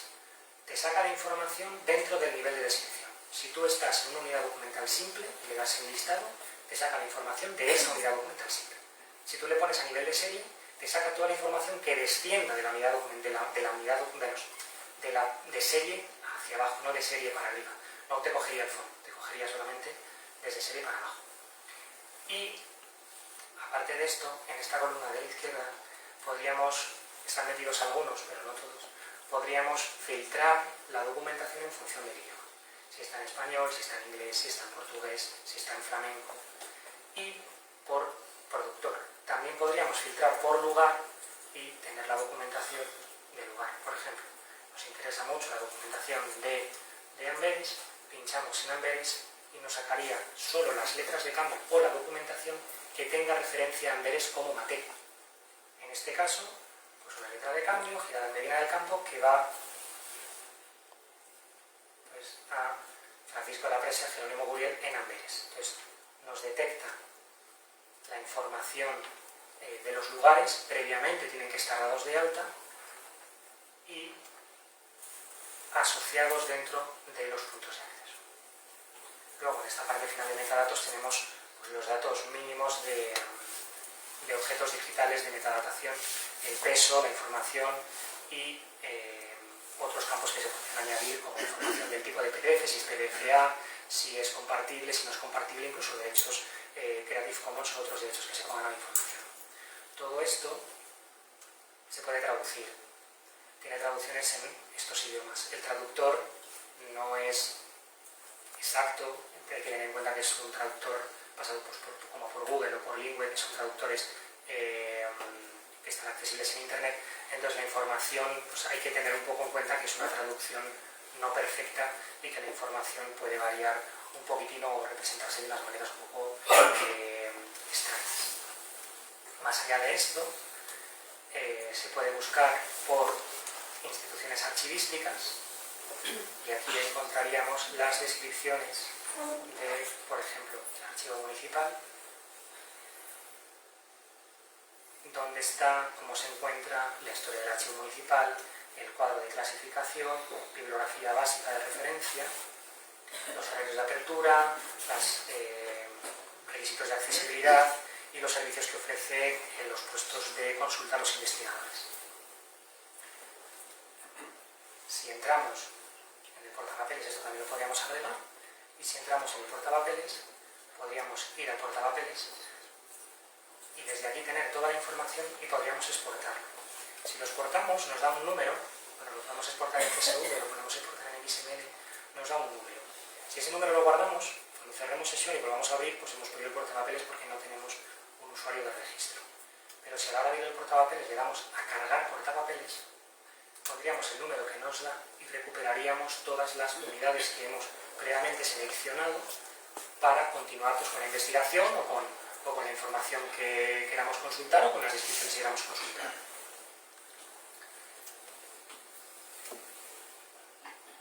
Y luego en lugares lo que podemos ver son datos, digamos, estadísticos de la información. Esto pues según se van añadiendo descripciones o añadiendo elementos en la descripción, pues se van incrementando. En este caso, pues de Medina del Campo tenemos 129 descripciones que están relacionadas con Medina del Campo, evidentemente hay más, todo esto requiere un proceso de comprobación, de publicación y de verificación, y podríamos también ver cuántos registros de autoridad están relacionados con Medina del Campo, con Toledo, con Sevilla, con Valladolid, etc. Y bueno, pues esta es el portal. El uso es muy sencillo, no tiene muchas complicaciones, es muy fácil y muy accesible, no requiere ni usuario, ni contraseña, ni nada, es público y está bueno, pues para difundir también pues, parte de la historia de Medina y del archivo Simón Ruiz.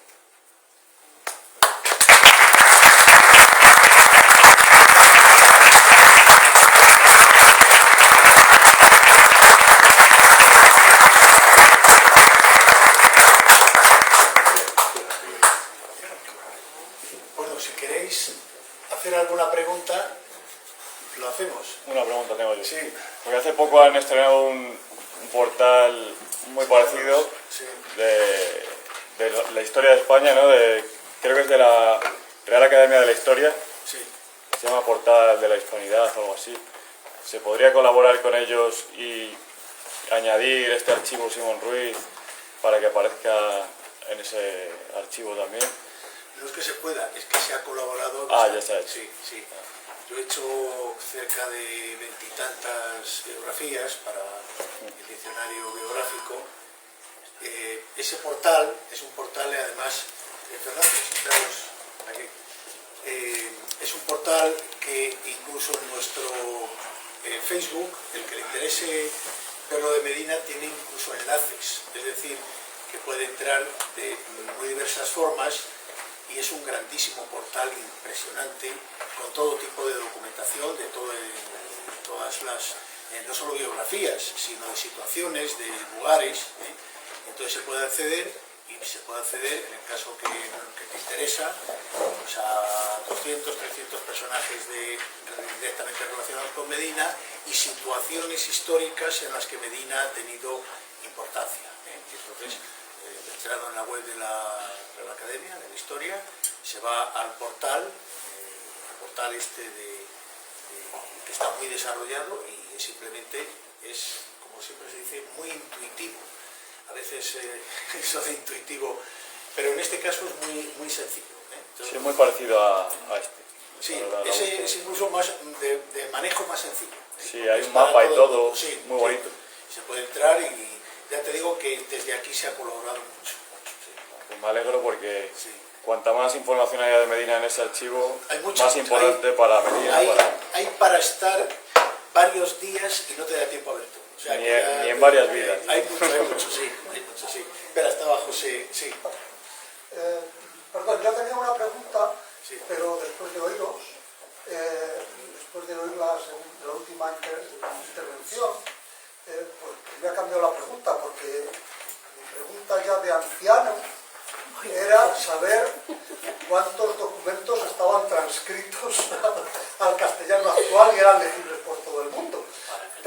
ahora vemos que hay plataformas de inteligencia artificial que están leyendo ya lenguas arcaicas, ¿no? o escrituras antiguas. ¿Cuánto tardará la inteligencia artificial en transcribirnos los documentos antiguos? Esperemos que mucho. Sí. El problema es...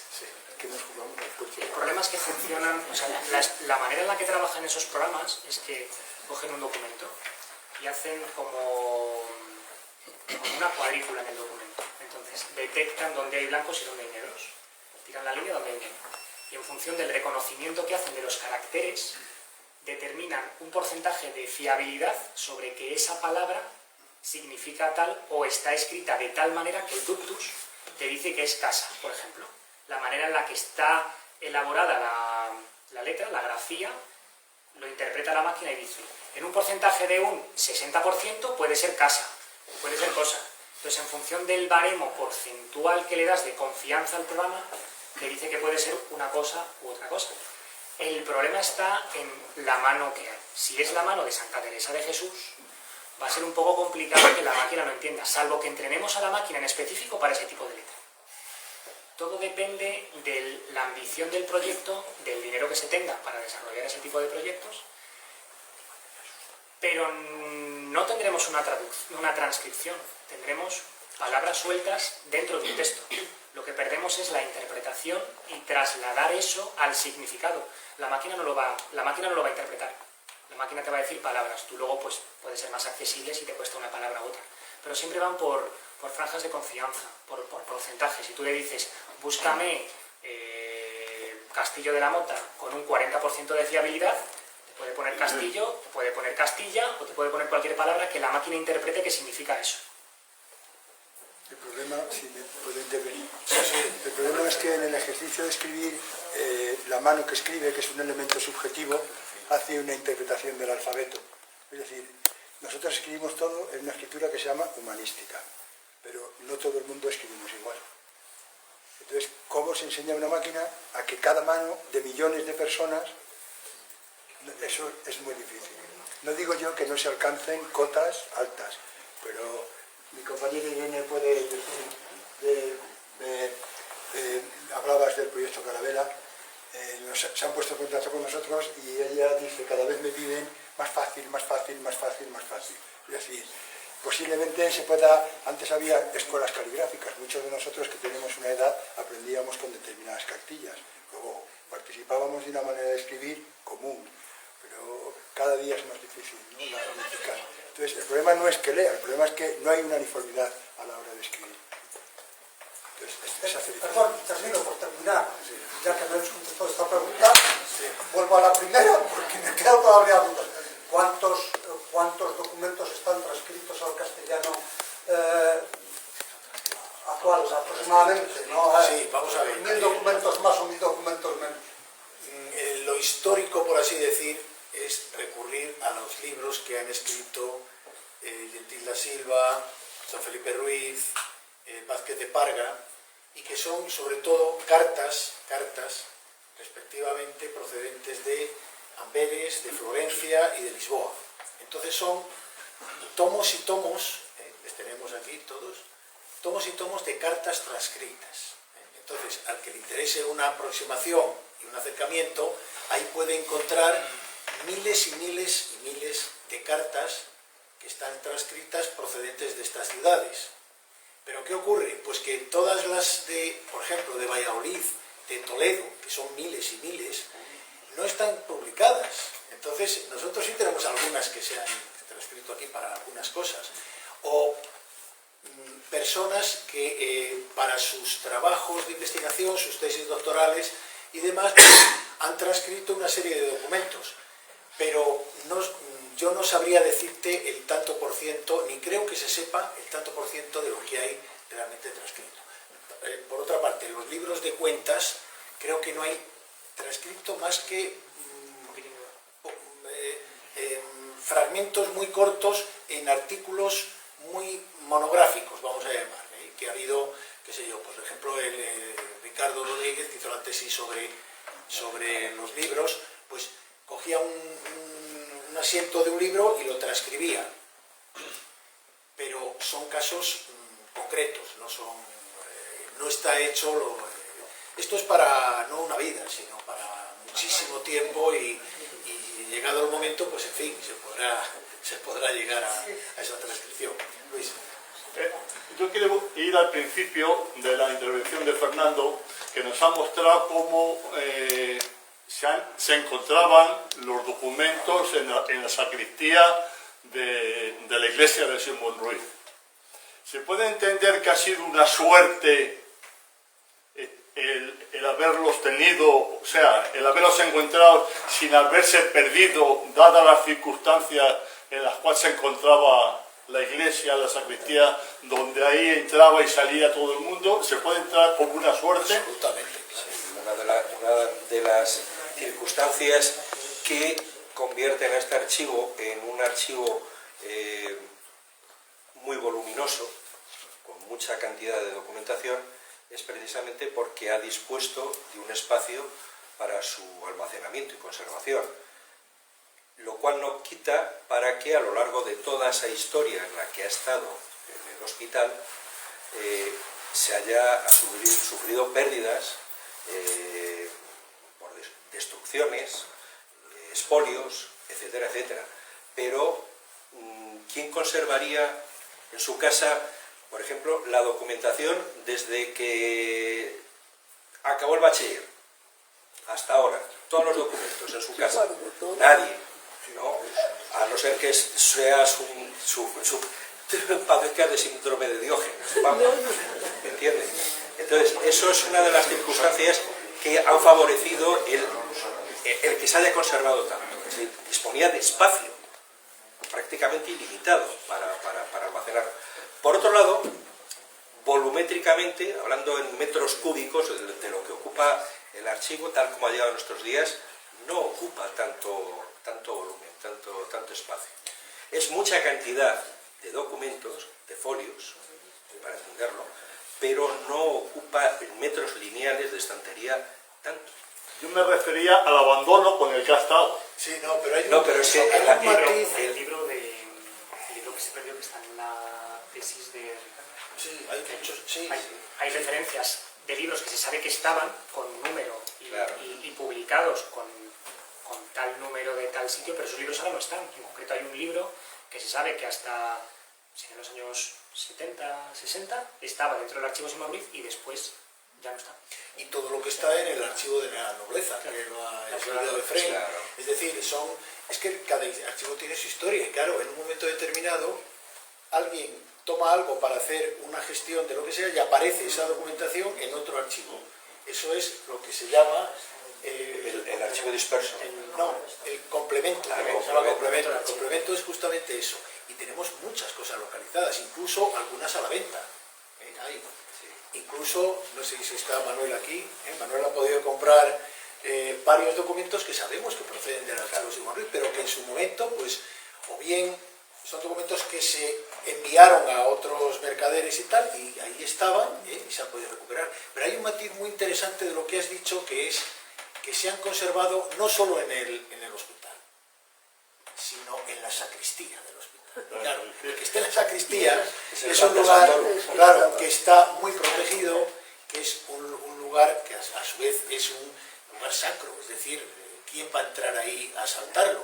Y luego que está con rejas y las alacenas, que lo sabemos por un documento que vimos hace poco, cómo estaban estructurados. Gracias a eso es por lo que se ha conservado tantos años. Y abundando lo que has dicho, no ya quién guarda sus cosas personales. ¿Qué empresa guarda los tickets de las autovías cuando van a Madrid? Porque nosotros sí tenemos los tickets de las aduanas cuando se pasaban. Claro, los investigadores se quedan impresionados, ¿no? He descubierto, ¿no? Pues un compañero que decía, un documento impresionante, tal, es una... Tal, digo, pues como ese, hay 35, no me lo puedo creer, porque se guardaba por esa razón. Se guardaba todo. Los billetes, o sea, una tira de papel en el que figura usted, Simón Ruiz, el señor Simón Ruiz, me debe tantos maravedíes por porteo de correspondencia, por cartas. O sea, ¿quién conserva eso? su casa. Por eso es muy variopinta la documentación y es muy curioso lo que os comentaba al principio, cuando la documentación se trae de Madrid, de la Casa de Preciados, donde tenía, que era propiedad de la familia Ruiz en Madrid, donde estaba viviendo Andrés de Otaola, que era la mano derecha de Simón Ruiz hasta el final. Incluso antes de morir le encarga que no sea parte de su sobrino Cosme y le siga asesorando y llevándole las gestiones económicas. Cuando viene toda esa documentación de Madrid, viene con una relación, con un inventario de documentos. Y va contando, línea a línea, los contenidos, el índice de esa documentación. Bueno, cuando Henri Dapper entra a ver a la sacristía del hospital, de la iglesia del hospital, a ver esa documentación, y en un cuaderno de notas que se conserva, escrito de su puño y letra, empieza a enumerar los documentos, prácticamente coincide. Falla alguno, es decir, alguno ya entre tanto tiempo, claro, de entre 1632 y 1945-46 ha desaparecido.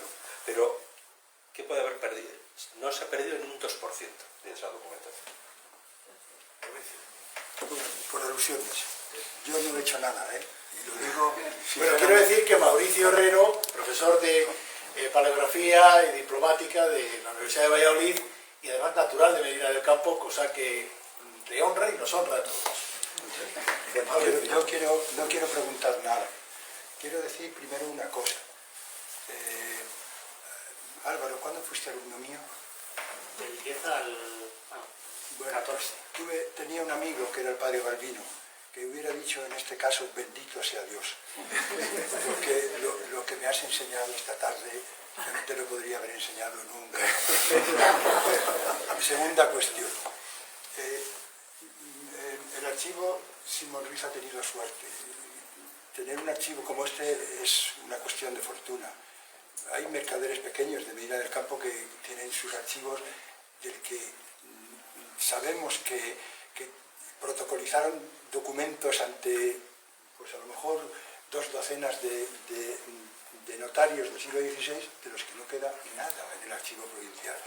Y hablando de patrimonio invisible del que hablabas, Medina tiene en el archivo histórico provincial de Valladolid miles de documentos mercantiles que están esperando ojos que los puedan leer y que los describan. Nosotros tuvimos la oportunidad de publicar, ¿cuántos? 7.000 y pico documentos de prácticamente 2 años de una revisión de ¿cuántos? 12.000, pero creo que quedarán por cientos de miles. Medina tiene una historia que merece sacarla y recuperarla. A mí no me queda tiempo, pero si alguien se anima, puede verlo. Así que yo no pregunto nada, solo os doy las gracias.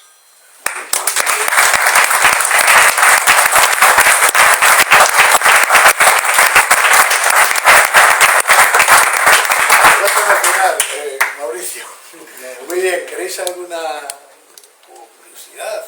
Una curiosidad es que este señor, Álvaro, que yo le conozco, pues hermano de una chica con la que iba yo a clase, en el colegio de Barrientos, y ahí justo en ese mismo sitio estaba el hospital, ¿no? Sí. Qué curiosidad, ¿no? Que hayas estudiado allí, en el mismo sitio donde ahora estás trabajando con los archivos también. Sí. Es más, ahora mismo se está describiendo de forma normalizada el archivo de Barrientos, gracias a una ayuda del Ministerio. Lo está haciendo Lidia, que no sé si está por aquí, o estará, ahí está, al final. Está yendo documento a documento todo el archivo de la Piedad, de Barrientos. Es decir, que eso va a ser una información riquísima, porque además es una documentación mucho más antigua, que son las primeras cajas, porque son del siglo XV.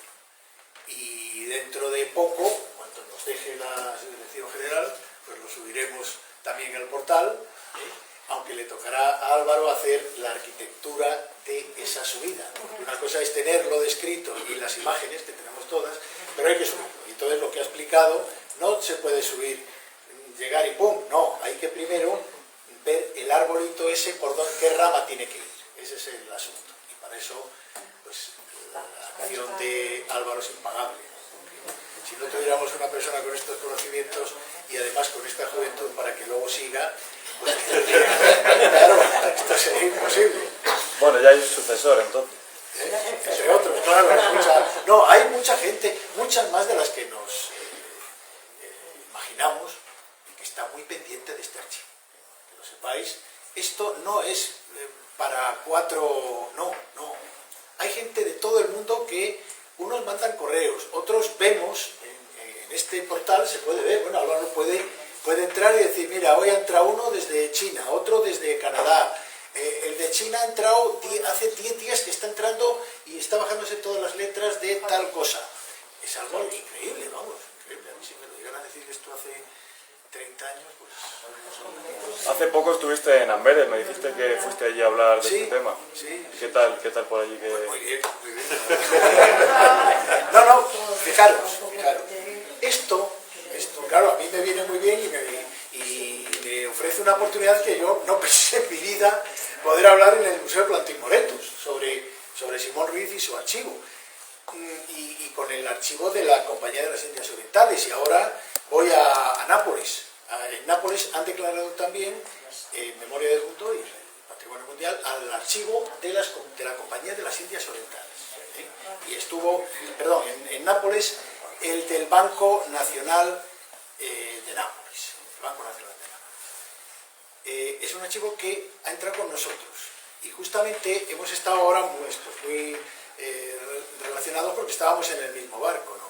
Y además tenemos un amigo común, el profesor Claudio Marsilio, que nos ha servido de interlocutor.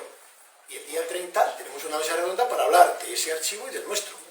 Con lo cual, esto yo creo que no es un empezar, no, pero sí está teniendo ya una difusión que además con todo lo que tenemos de Internet y las posibilidades electrónicas, pues es algo realmente increíble.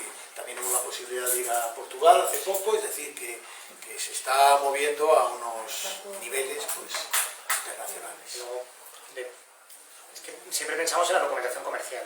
Sí, claro. Pensamos en archivos de Monruiz, documentación comercial. No, por ejemplo, Lidia, el trabajo final de carrera que lo hizo con Irene fue sobre la farmacopea, o sea, para productos farmacéuticos, aprovechando que también tenemos algún farmacéutico por aquí, en el que se puede ver qué tratamientos médicos había e incluso ya historia social.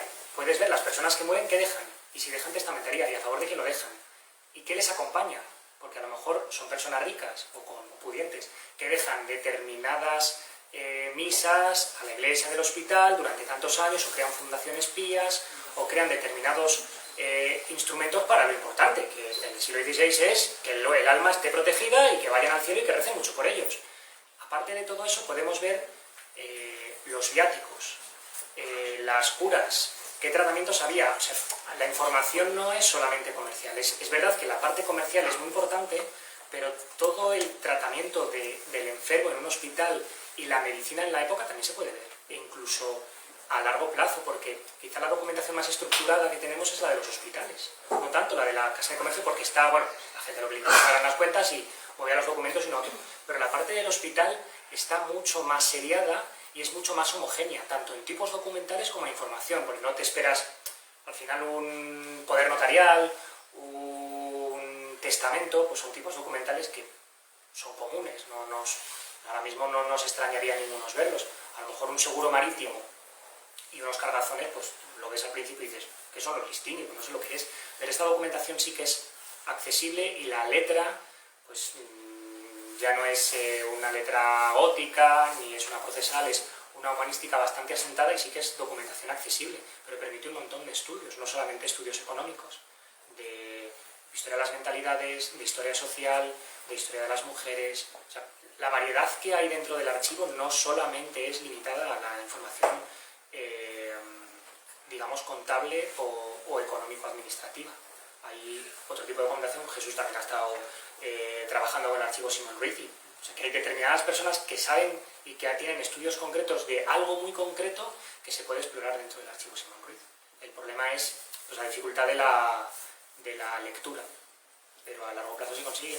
Bueno, yo por alusiones Bueno, en el caso del trabajo que estamos realizando últimamente de transcribir cartas de Venecia y demás, pues encontramos entre los personajes de las cartas de Venecia un corsario que trabajaba a las órdenes de la Orden de Malta, que era una orden militar, y luego ese corsario acaba encerrado en Venecia, y Simón Ruiz intenta rescatarle, interviene el rey de España.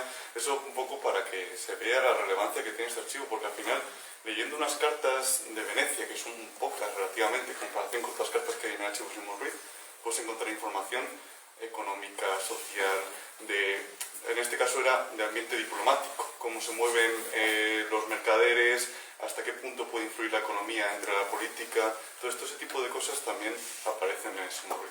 Y yo me alegro personalmente de que se haya conservado todo el archivo Simón Ruiz, porque yo, que me dedico más al archivo municipal, el pobrecito que perdió muchísimo con la quema de Medina, y es una suerte que conservemos toda la documentación de Simón Ruiz casi su totalidad. Así que yo, en mi parte, también me alegro mucho por este nombramiento y felicito a todo el equipo.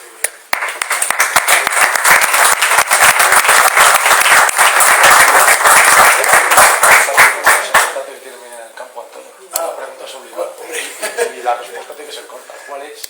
Pues hombre, en su conjunto, es que habría que ver hasta qué punto cuál es lo más importante. Desde luego, lo más singular y lo que no hay otro en otro lugar es este patrimonio es sin duda el más singular en ese sentido, es decir, el castillo de la Mota, las iglesias que tenemos, las esculturas, los retablos que tenemos, pero los hay en otros lugares.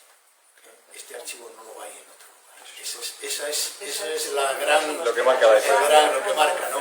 Y aprovecho para decir que, claro, no quería decirlo porque me da un poco de apuro, pero es que después de lo de Nápoles vino lo de Venecia, que vamos en octubre, cuando es el 3, tenemos ahí una jornada, nada menos que en la Ca' Foscari, en la Universidad de Venecia, y que va a ser pues también un hito para nosotros, porque llevar el archivo bueno, se está estudiando allí por parte de dos doctorandas, toda la parte veneciana del archivo, y hay más, lo iremos viendo a medida que vayan pasando los tiempos. Si queréis alguna pregunta más, si no, vamos a tomar el pincho y a brindar todos por esto. Os recuerdo que vamos a ponerlo atrás y en la galería. Yo te quería preguntar, ¿el testamento y el codicilo de Isabel es patrimonio de la humanidad por la UNESCO? Es que lo está buscando y no lo encuentro. No lo es, pero podría serlo. Debería. Proponer, pero creo que al está en Simancas, ¿verdad? El testamento de Isabel la Católica está en Simancas, el codicilo... Sí, está en Simancas. Si está dentro del archivo. Entonces está el archivo de Simancas. La memoria del mundo, para el archivo de Simancas, es para todo de Simancas, no únicamente. La manera en que se creó el proyecto de memoria del mundo era para destacar documentos. Lo complicado no es que nombren un documento, lo complicado es que nombren un archivo, porque solamente hay 2 archivos en España que están declarados memoria del mundo, que es el archivo de Simancas, porque el archivo de Simancas es el archivo de la monarquía hispánica, es un archivo de referencia para el estudio de toda Europa. Y el de Indias también. No, solamente el archivo Simón Ruiz y el archivo de Simancas. Del archivo de Indias hay determinados documentos que por su importancia sueltos se ha hecho un estudio, igual que en Chancillería, igual que el Tratado de Tordesillas, el Códice Calistino, determinados documentos por la importancia y la relevancia. No se declara Segovia Patrimonio de la Humanidad, por ejemplo, el acueducto, o sea, cosas muy simbólicas. Lo raro es tener una denominación que aglutine a toda la documentación. Eso era muy difícil. Tiene que estar acotado también. Es hasta donde llega la documentación de la antigua, cuando es ya la fundación, cambia la documentación. Bien, ¿tenéis alguna...? La conferencia completa sobre el archivo de Simón Ruiz como Patrimonio Mundial por la UNESCO está ofrecido por Jesús Medina, Medina del Campo en directo y Héroes de la Hispanidad.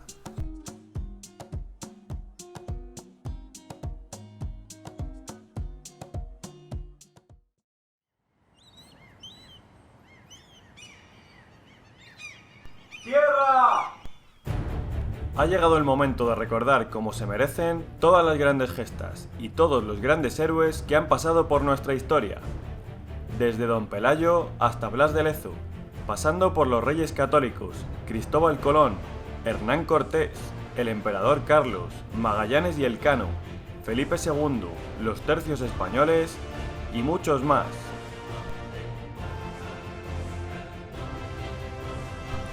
Héroes de la Hispanidad. Entra en nuestra web héroesdelahispanidad.es y síguenos en las redes sociales.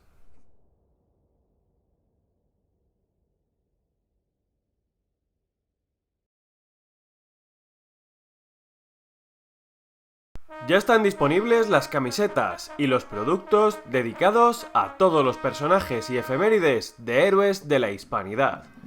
Don Pelayo, Isabel la Católica, Hernán Cortés, Blas de Lezo, El Milagro de Empel y mucho más. Consigue las camisetas, postales, pegatinas, telas decorativas, pañuelos, tazas, imanes y todo lo que te imagines. Entra ya en el enlace héroesdelahispanidad.es/tienda y que todos los grandes héroes de la historia de la hispanidad te acompañen allá por donde vayas.